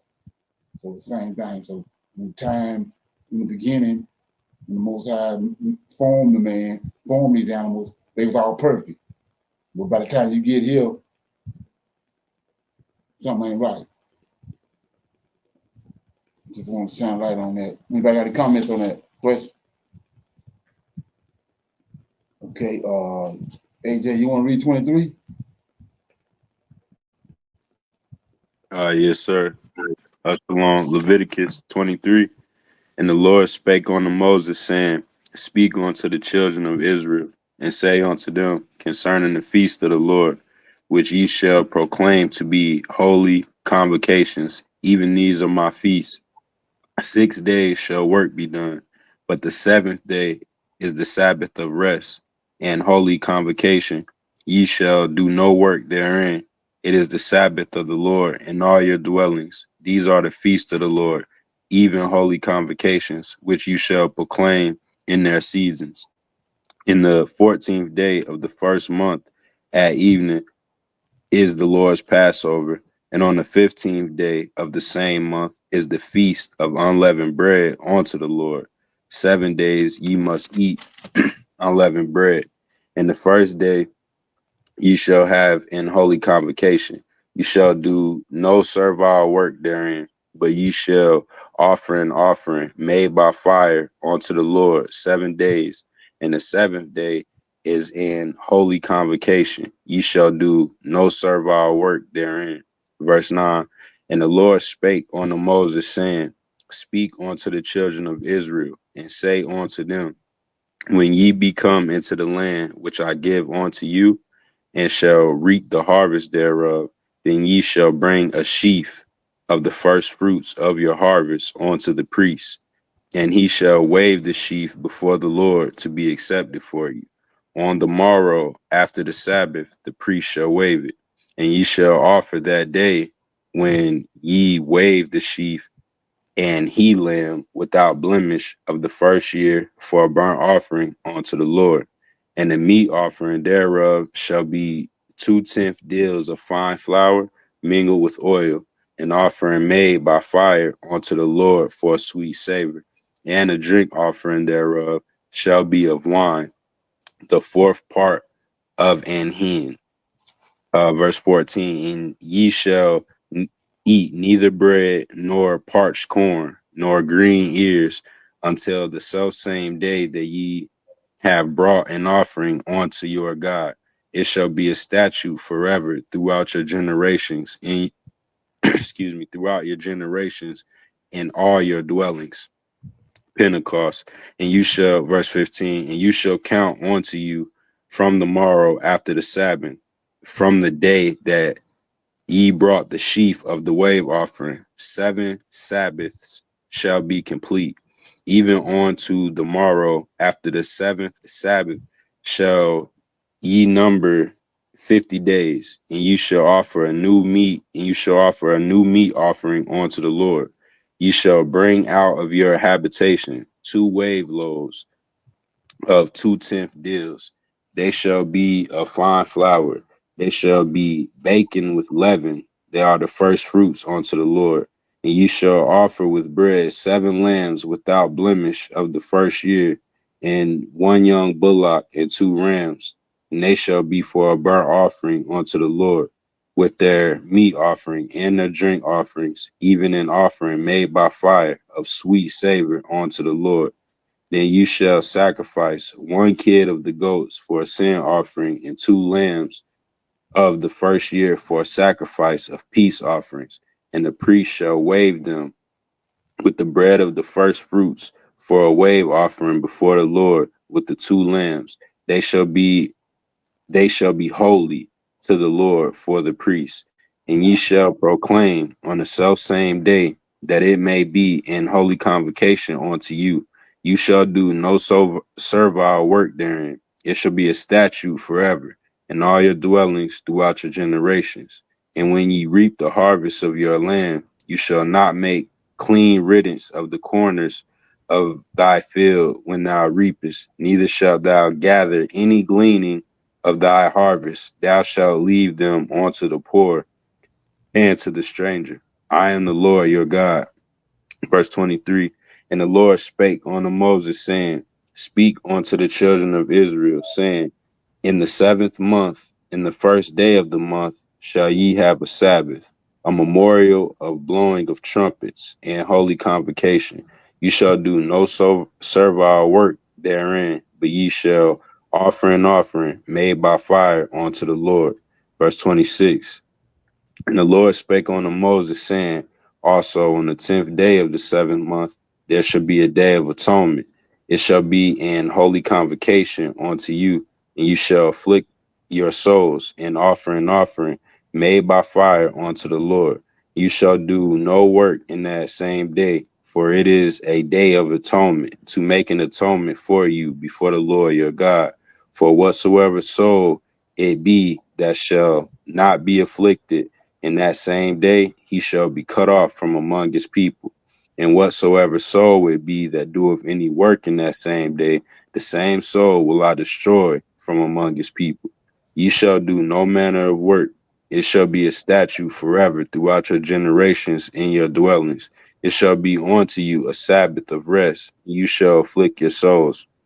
In the 9th day of the month at evening, from evening on to evening, shall you celebrate your Sabbath. Verse 33. And the Lord spake unto Moses, saying, Speak unto the children of Israel, saying, saying, the 15th day of the 7th month shall be the feast of tabernacles for 7 days unto the Lord. On the first day shall be in holy convocation. You shall do no servile work therein.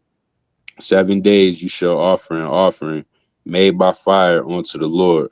On the 8th day shall be in holy convocation unto you, and you shall offer an offering made by fire unto the Lord. It is a solemn assembly, and you shall do no servile work therein.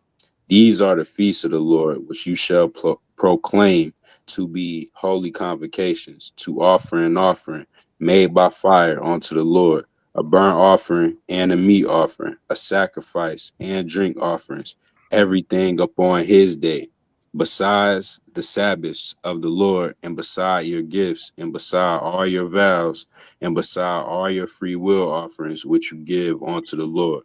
Also, in the 15th day of the 7th month, when you have gathered in the fruit of the land, you shall keep a feast unto the Lord 7 days. On the first day shall be a Sabbath, and on the 8th day shall be a Sabbath. And you shall take you on the first day the boughs of goodly trees, branches of palm trees, and the boughs of thick trees, and willows of the brook. And you shall rejoice before the Lord your God 7 days. And you shall keep a feast unto the Lord 7 days in the year. It shall be a statute forever in your generation. You shall celebrate it in the 7th month. Verse 42, you shall dwell in booths 7 days. All that are Israelites born shall dwell in booths, that your generations may know that I made the children of Israel to dwell in booths when I brought them out of the land of Egypt. I am the Lord your God. And Moses declared unto the children of Israel the feast of the Lord. Shalom. This is Leviticus chapter 23. Okay, you got any comments on Brother Leonard, one thing about in verse 22, when it mentions about the gleaning, that always reminds me of Esau. I think that's Malachi. The great gatherers, when he said they didn't leave nothing. Obadiah. Obadiah, okay, yes, sir. So yeah, that verse right there reminds me of that, because this is the law of it, and saying this is how we should be, but the Edomites don't have this. They don't act like this. No, exactly. Take all the grapes. By exposing. Oh yeah. Another thing when you was reading that tripped me out too, like I keep saying that he's there amongst them when they keeping these feast days. David lets us know that in the song. But notice what he said. The person that don't do that don't afflict their soul, we kill them. Again, see what I'm saying? So it ain't like it is now. You know what I'm saying? Negroes got these opportunities to do this and get away with it, but right here, he says, if they don't afflict their soul on that certain, here you go right here, let me read it. And ye shall afflict your souls and often made by fire unto the Lord. And she shall do no work in the same day, for it is the day of atonement, to make an atonement for you before the Lord your God. Now here you go. So, like I said, he's there. For whosoever soul be that shall not be afflicted in that same day, he shall be cut off from among his people. Then 30. And whatsoever soul it be that doeth any work in that same day, that same soul shall be destroyed. So he's doing all this right there, why they there. Ain't that something? That's that front right here. All right. Okay. Yeah, so let me go to chapter 24. I read, it's the tending of the lamps. And the Lord spake unto Moses, saying, command the children of Israel that they bring unto thee pure olive oil, beaten from the light, beaten for the light, to cause the lamps to burn continuously. Without the veil of the testimony in the tabernacle of the congregation shall Aaron order it for the evening until the morning before the Lord continuously.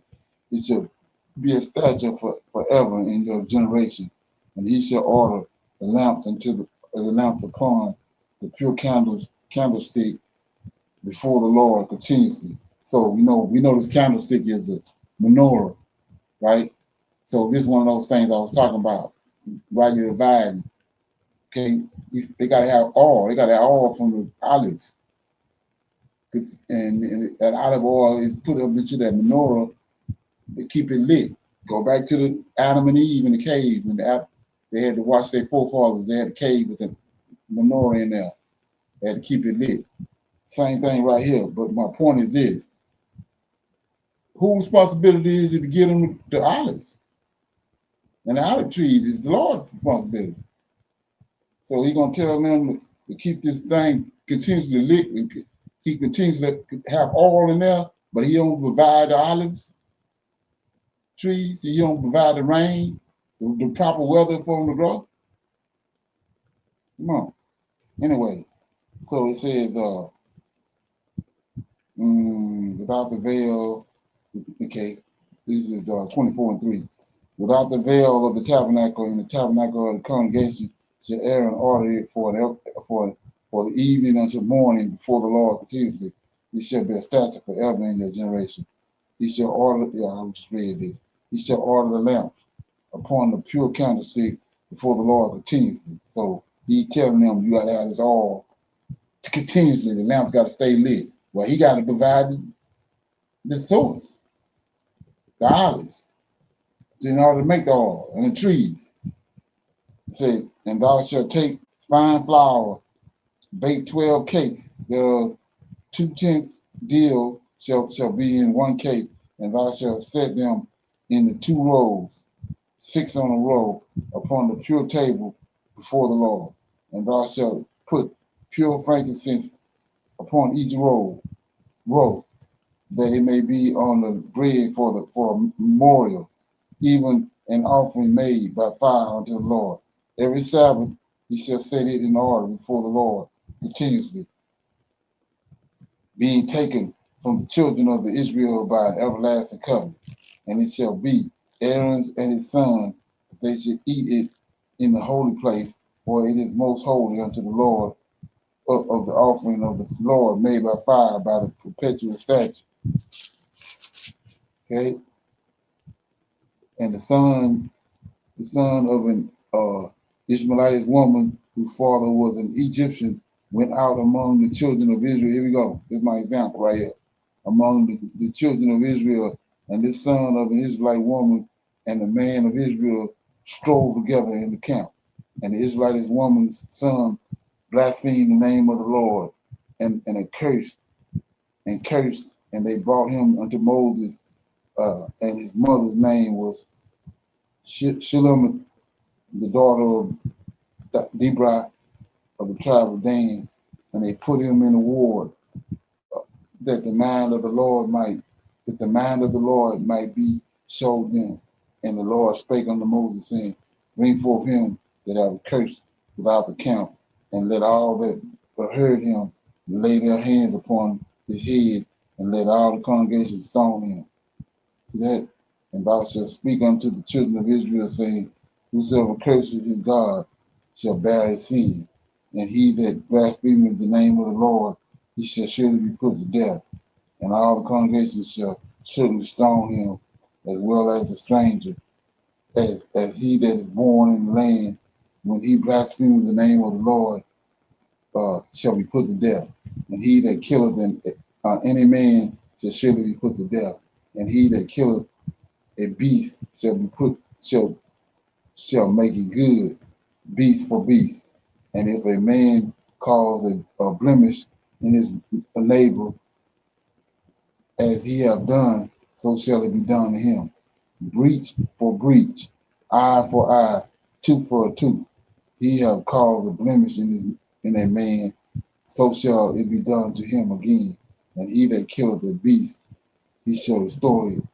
And he that killeth the man, he shall be put to death. Ye shall have one manner of law, as well as for a stranger, as for one of your own country.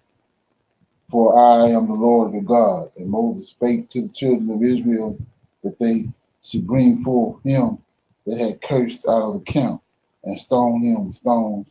And the children of Israel did as the Lord had commanded Moses. Okay? Any comments or questions on that?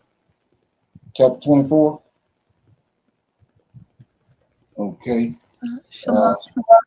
Okay.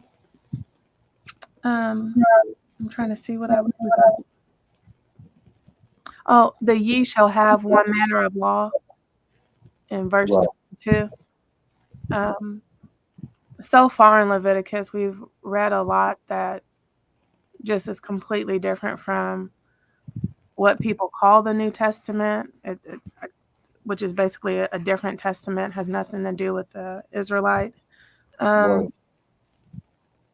But verse 10, describing the Israelitish woman, it made me chuckle because it reminds me of Jewish.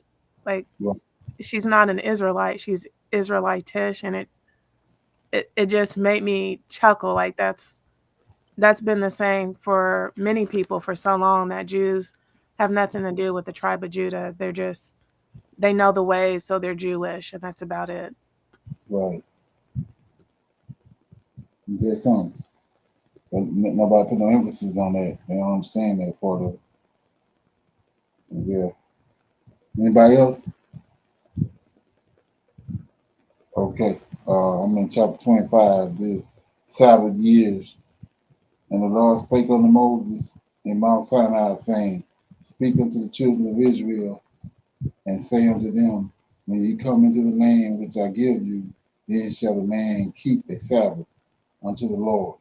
6 years thou shalt sow thy field, and 6 years thou shalt prune thy vineyards, and gather in the fruit thereof.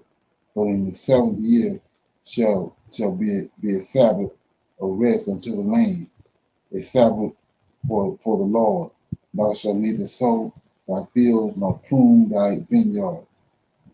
That which groweth of its own accord of thy harvest thou shalt not reap, neither gather the grapes of thy vine undressed, for it is a year of rest unto the land, and the Sabbath of the land shall be meat for you, for thee, and for thy servants, and for thy maid, and for thy hired servant, and for the stranger that sojourn with thee, and for the cattle, and for the beasts that are in thy land, shall all the increase thereof be meat.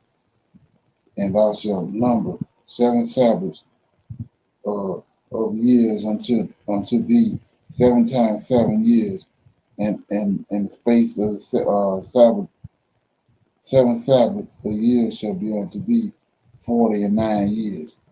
Then shalt thou call the trumpet of the Jubilee to sound on the 10th day of the 7th month, in the day of atonement shall ye make the trumpet sound throughout all your land.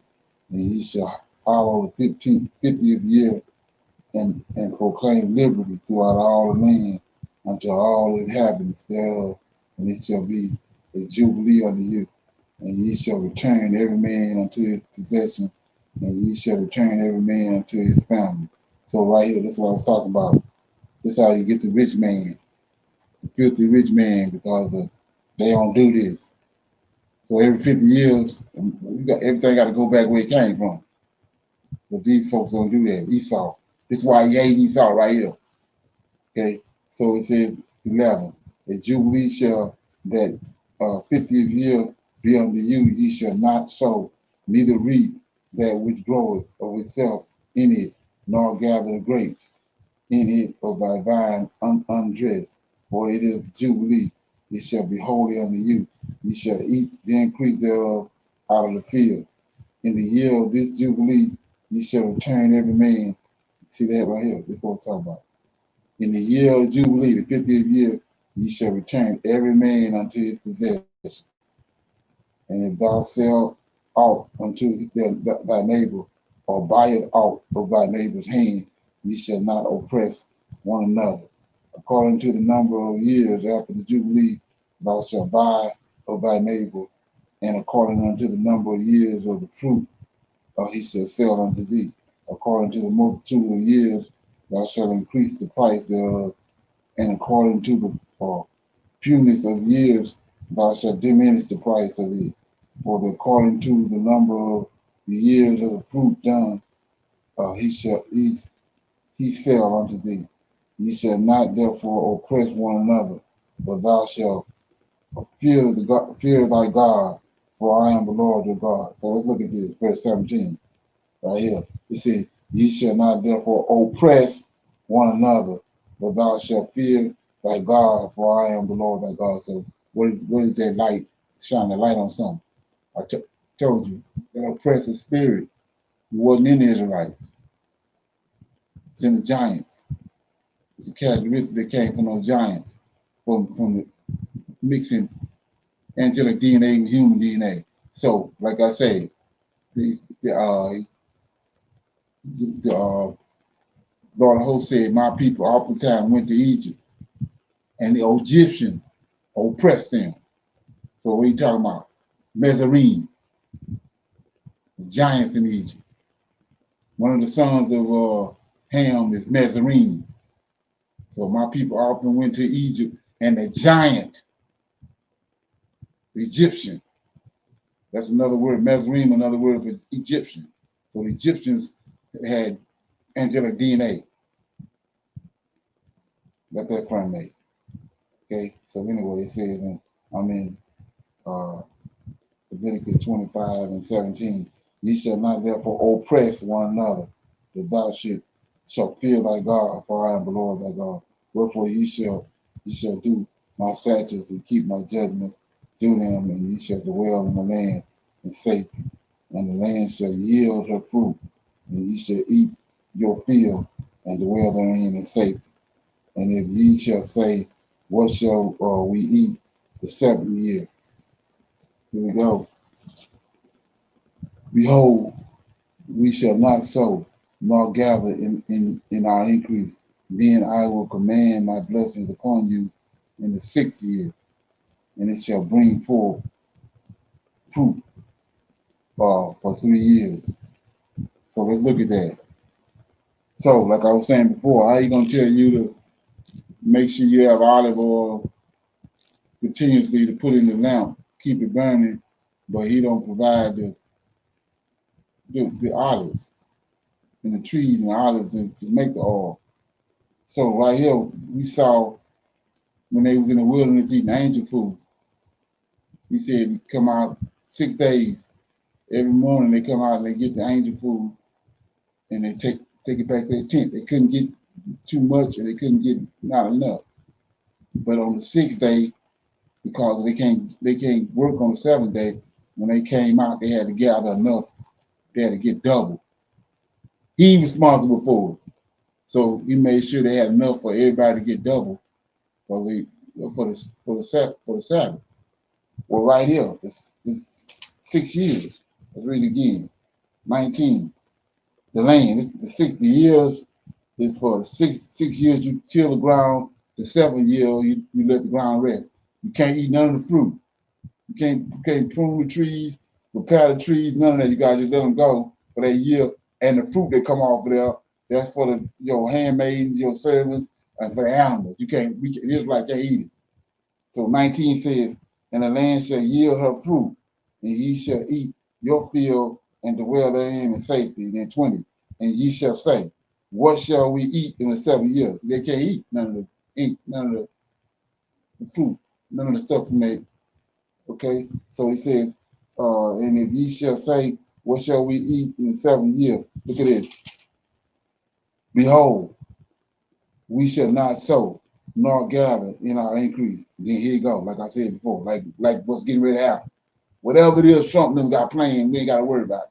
So he says, then I will command my blessings upon you in the 6th year, right? And it shall bring forth fruit for 3 years.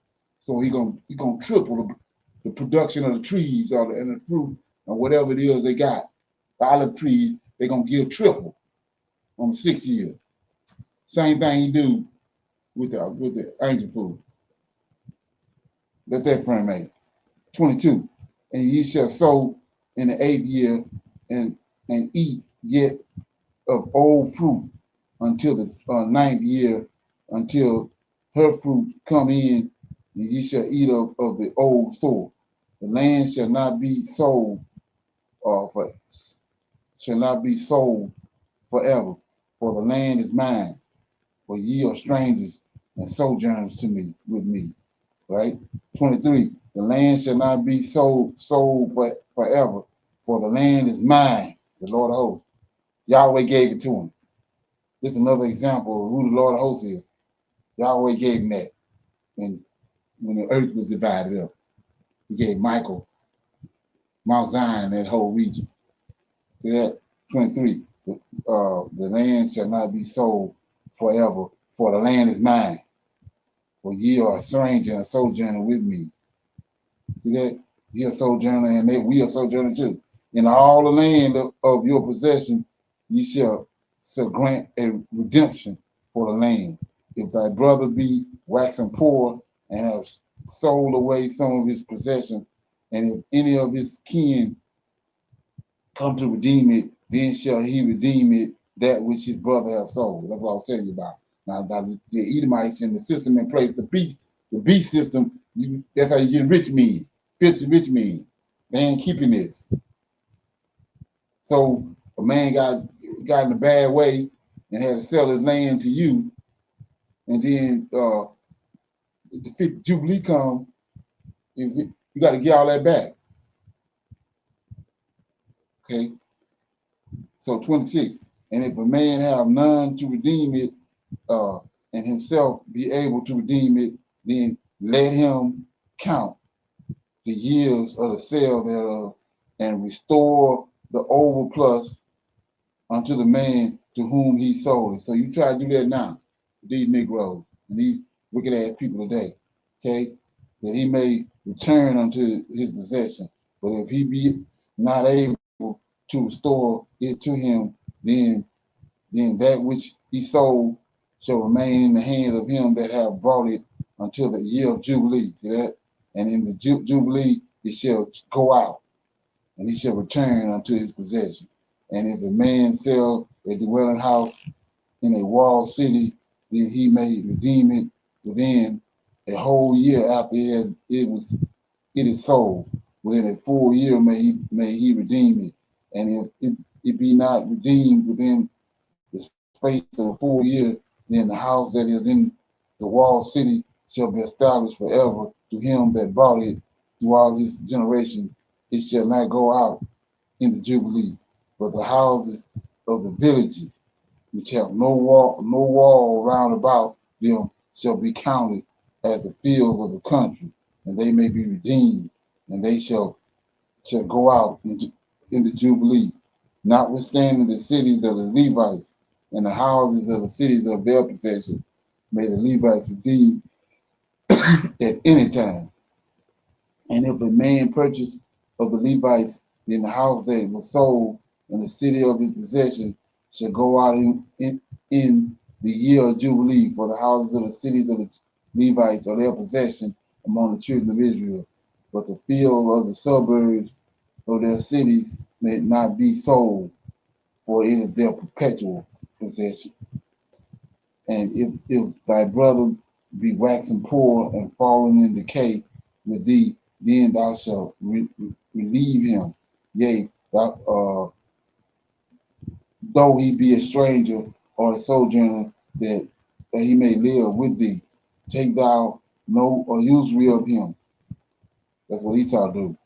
Take thou no usury of him or increase, but fear thy God, that thy brother may live with thee. Thou shalt not give him thy money upon usury, nor lend him the victuals for increase. I am the Lord your God, which brought you forth out of the land of Egypt, to give you the land of Canaan, and be your God. And if thy brother that dwelleth by thee be waxing poor and be sold unto thee. Thou shalt not compel him to serve as a bond servant, but as a hired servant, and as a sojourner. He shall be with thee, and shall serve thee until the year of Jubilee. And then shall he depart from thee, both he and his children with him, and shall return unto his own family, and unto the possession of his father shall he return. For they are my servants, which I brought forth out of the land of Egypt. They shall not be sold as bondmen. And thou shalt not rule over him with rigor, but shalt fear thy God. Both thy bondmen and thy bondmaids, which thou shalt have, shall be of the heathen that are round about you. Of them shall ye buy bondmen and bondmaids. Moreover, of the children of strangers that do sojourn among you, of them shall ye buy of their families that ye may that are with you, which they begot in your land, and they shall be your possession, and ye shall take them as an inheritance for your children after you, to inherit them for possession. They shall be your bondmen forever. But over your brethren, the children of Israel, ye shall not rule over them another with rigor. And if a sojourner or a stranger wax rich by thee, and thy brother that dwelleth with by him wax poor, and sell himself unto the stranger or sojourner by thee, or to the stock of a stranger's family, after that he is sold, he may be redeemed again. One of his brethren may redeem him, either his uncle or his uncle's son may redeem him, or any that is nigh of kin unto him of his family may redeem him, or if he be able, he may redeem himself, and he shall reckon with him that bought him from the year that he was sold to him unto the year of Jubilee, and the price of the sale shall be according to the number of the years, according to the time of a hired servant shall it be with him. If there be yet many years behind, according to them, he shall give again the price of his redemption, all the money that it was bought for, that he was bought for. And if there remain but few years until the year of Jubilee, then he shall count with him, and according unto his years shall he give him again the price of his redemption. Now as the yearly hired servant shall be with him, and the others shall not rule with rigor over him in thy sight. And if he be not redeemed in these years, then he shall go out in the year of Jubilee, both he and his children with him. For unto me the children of Israel are servants. They are servant. They are my servants, whom I bought forth out of the land of Egypt. I am the Lord their God. So that was Leviticus chapter 25. Anything ring a bell up in that chapter? Anybody got anything on that?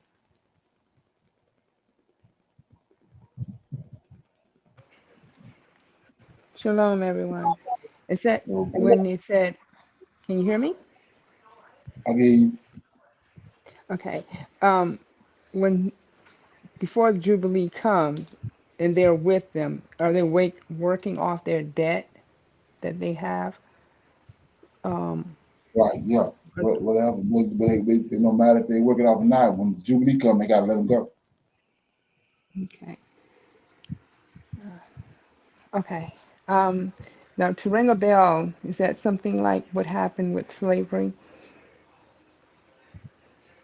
Yeah. I Or mean, not? what I was looking at while I was reading this is what and really is dangerous, because this is one of the reasons why they didn't want to identify us as being children of Israel, because all this is they was reading this during the time of the transatlantic slave trade on the plantations, and it's telling you how to deal with us. So that's why they don't want to accept the fact that who we was. We changed our name because they told you what you had to do with us. And they don't want to do it. But a couple things I saw that was stuck out. So for remember, when they went to Egypt, he says that they was there, they was ruling with Joseph. Then the Egyptians oppressed them and put them under rigor, right? Hello? Yes, sir. And Yes, Right. sir. well, look what it says right here. Look at this. 53. And as a yearly hired servant shall he be with him, and the other shall not rule with rigor over him. See that? Come on.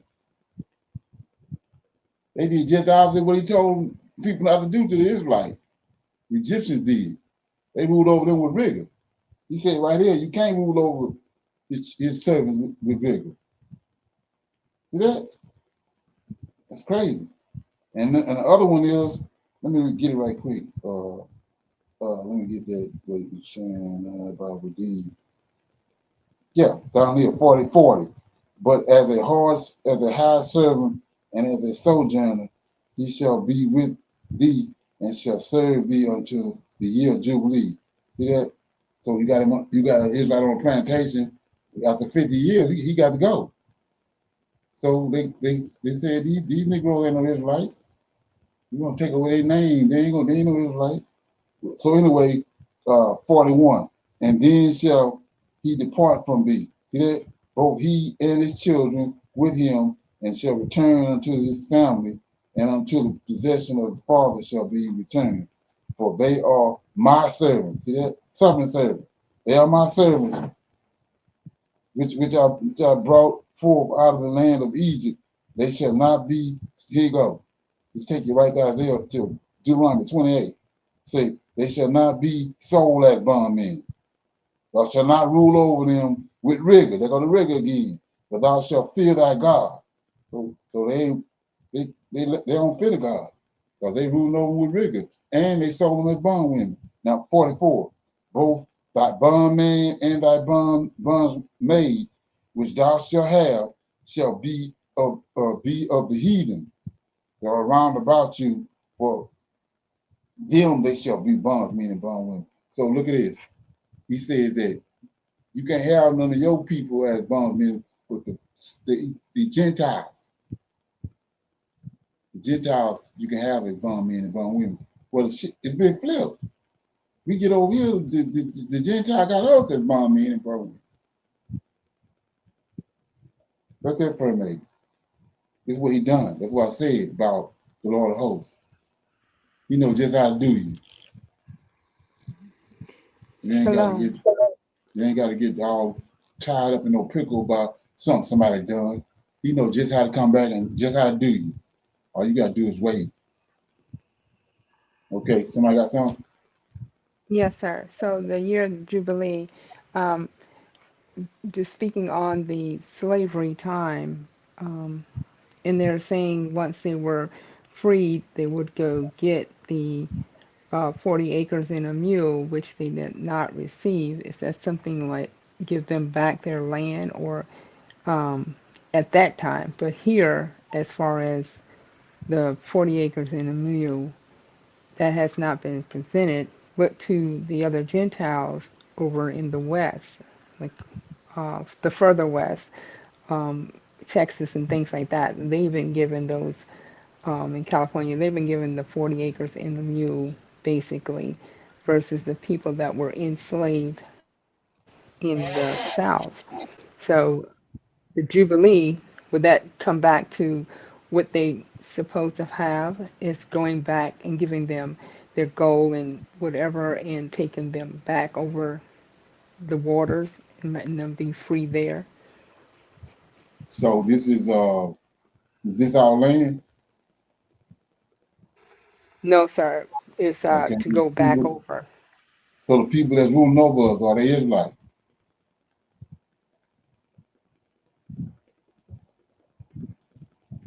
The people I that's didn't ruling hear over that us, part, sir. people that's ruling over us, the ones that brought us over here, they Israelites? No, sir. So none of that applies. That's why it went down like it did. Moses and the Lord of hosts talking to Israelites.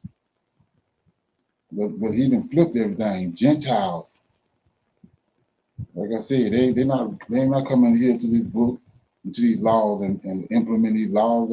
You're not talking to them, you're talking to us. But the script been flipped.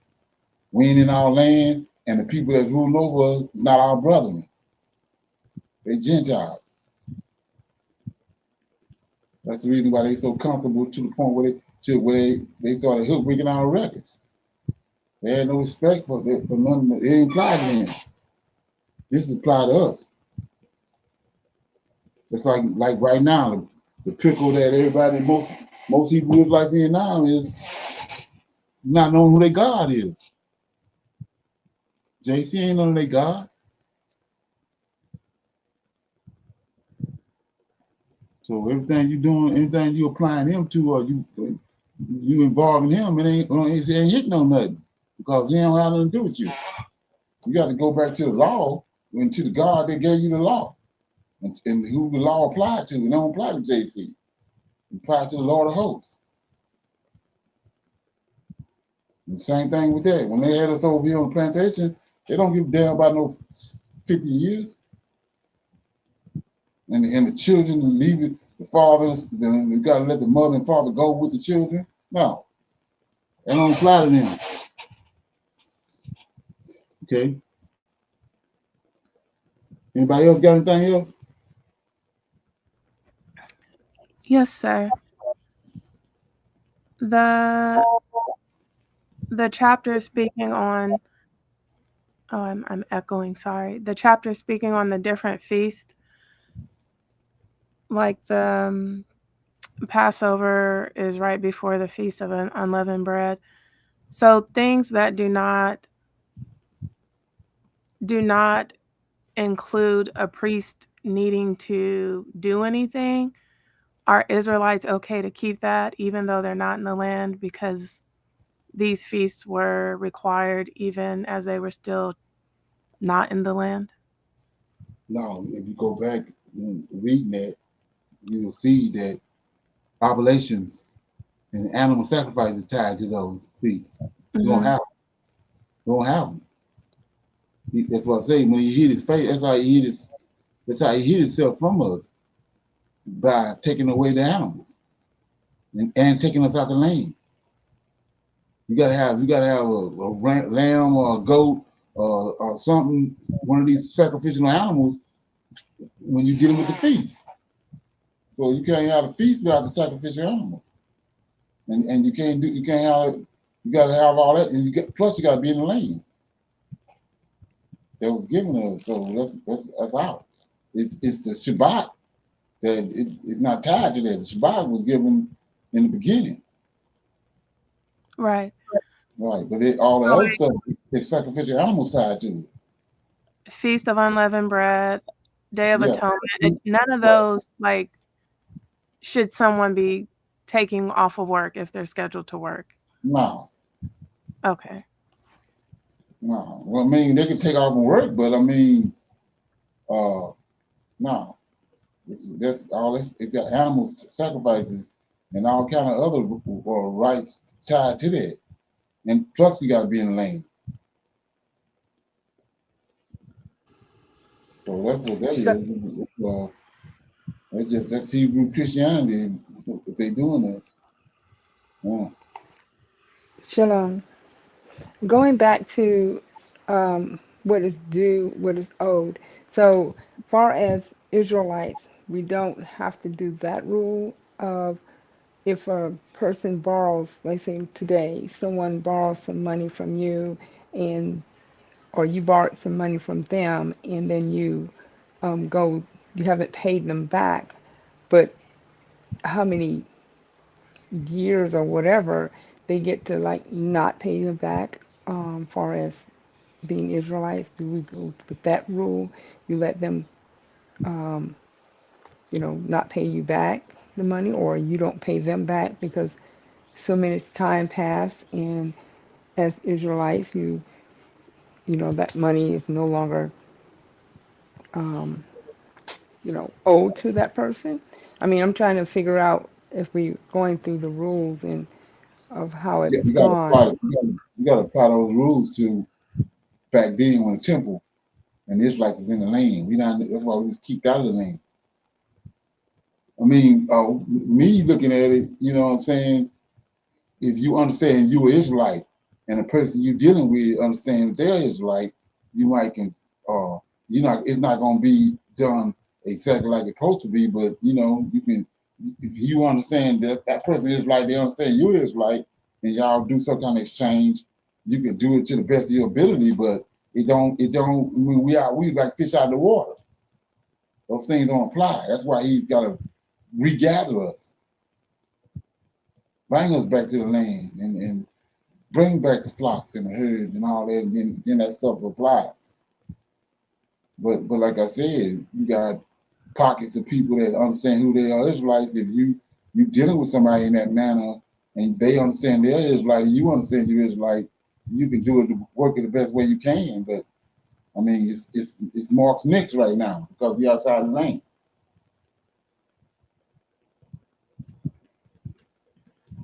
Okay. Anybody else?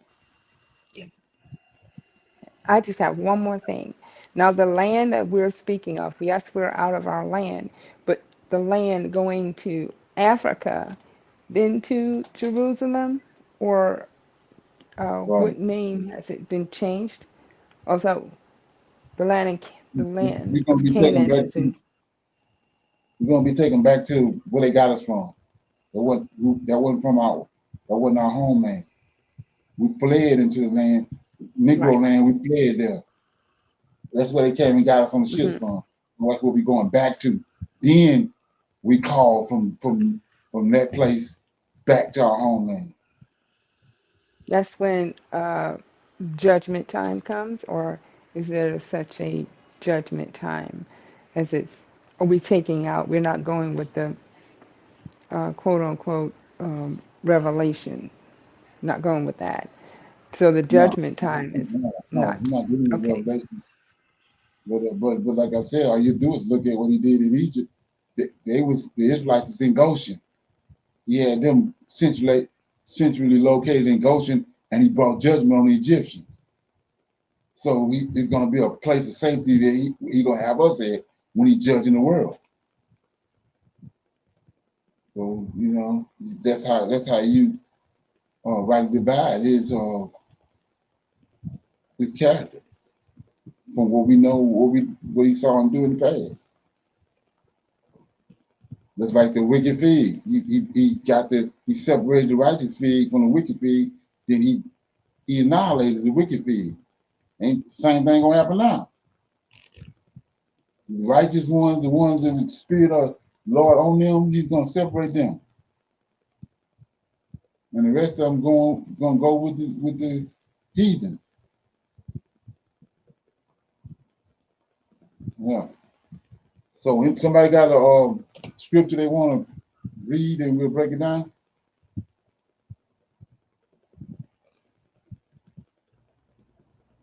Shalom.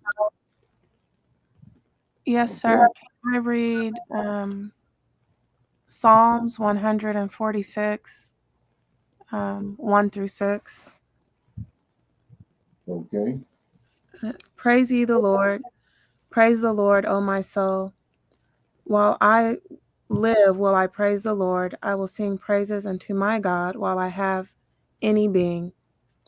Put not your trust in princes, nor in the Son of Man, in whom there is no help. His breath goeth forth, he returneth to his earth. In that very day his thoughts perish. Happy is he that hath the God of Jacob for his help, whose hope is in the Lord his God, which made heaven and earth, the sea, and all that therein is, which keepeth truth forever. So my question is in verse 6. I'll start with 5. Happy is he that hath the God of Jacob for his help, whose hope is in the Lord his God, which made heaven and earth, the sea, and all that therein is. Is what I read, is that referring to all of Michael, or Michael and Yahweh? We talk about both of them, but Michael is the one that's doing the dirty work. Michael is the creator. When you say, when you understand what his name means he who create.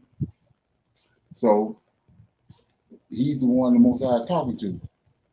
In the beginning, when he says, make light, make this, make that. He's talking to Michael. He's the creative spirit. Then when he make it, then he look at it and say it's good. But what the Gentiles did when the Greeks came on the scene, they put JC in that position. That's why when the book of John, it says in the beginning was nothing made that it wasn't made by him. Talking about JC.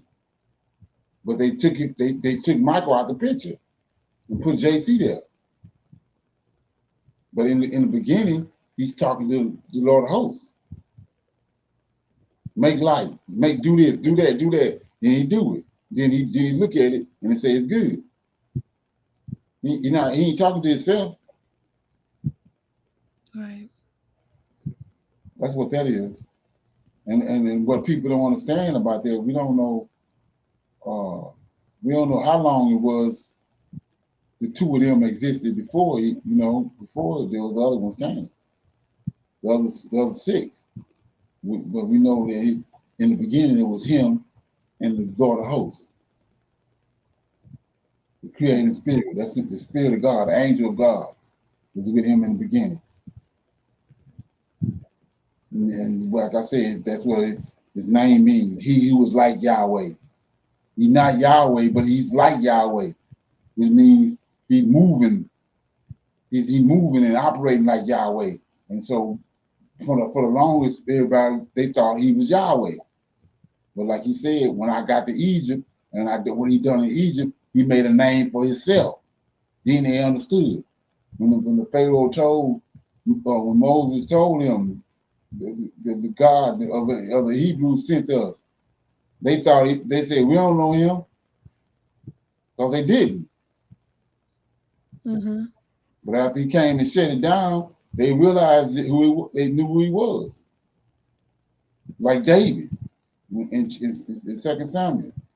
Nathan told him, he told him, your God told you that you can't build a temple, your son gonna build it. But after you pass away, your son gonna build it. So David went in and sat with the Lord. And after they had that conversation, it's 2 Samuel chapter 2, read all of that. And then he says, now that I know that you the one that's over me, you the one keeping my house, you the one that's gonna deal with my house. I know now I have to pray to you. Right. Right. So that's how they go. And like I say, ain't no other way around. Okay. And then, Brother Leonard, I like the verse 3 that says, put not your trust in princes, nor in the Son of Man, in whom Right. there is no help. Mm-hmm. Exactly. So he's talking about those giants. When he's talking about princes, is giants, the one they came from the fallen angels. And that's who the people worship, the demigods. And they worship fallen angels too, but yeah. Once you get the revelation on who's who, then the scripture started connecting. Because it's things that we read that we don't put the total amount of emphasis on. Like for example, when David keeps saying about the Lord have wings, put me under protection of your wings. Why would he say that? Because he got wings. Well, we didn't understand it at first, but we know now why he's saying it. Okay. Everybody good? Yes, sir. Yes, sir. Okay. So with that being said, we got our women's advanced Bible study tomorrow night at 7 to 9 p.m. and men can come in through our through YouTube. So until then, I see everybody. Shalom, shalom, and another shalom.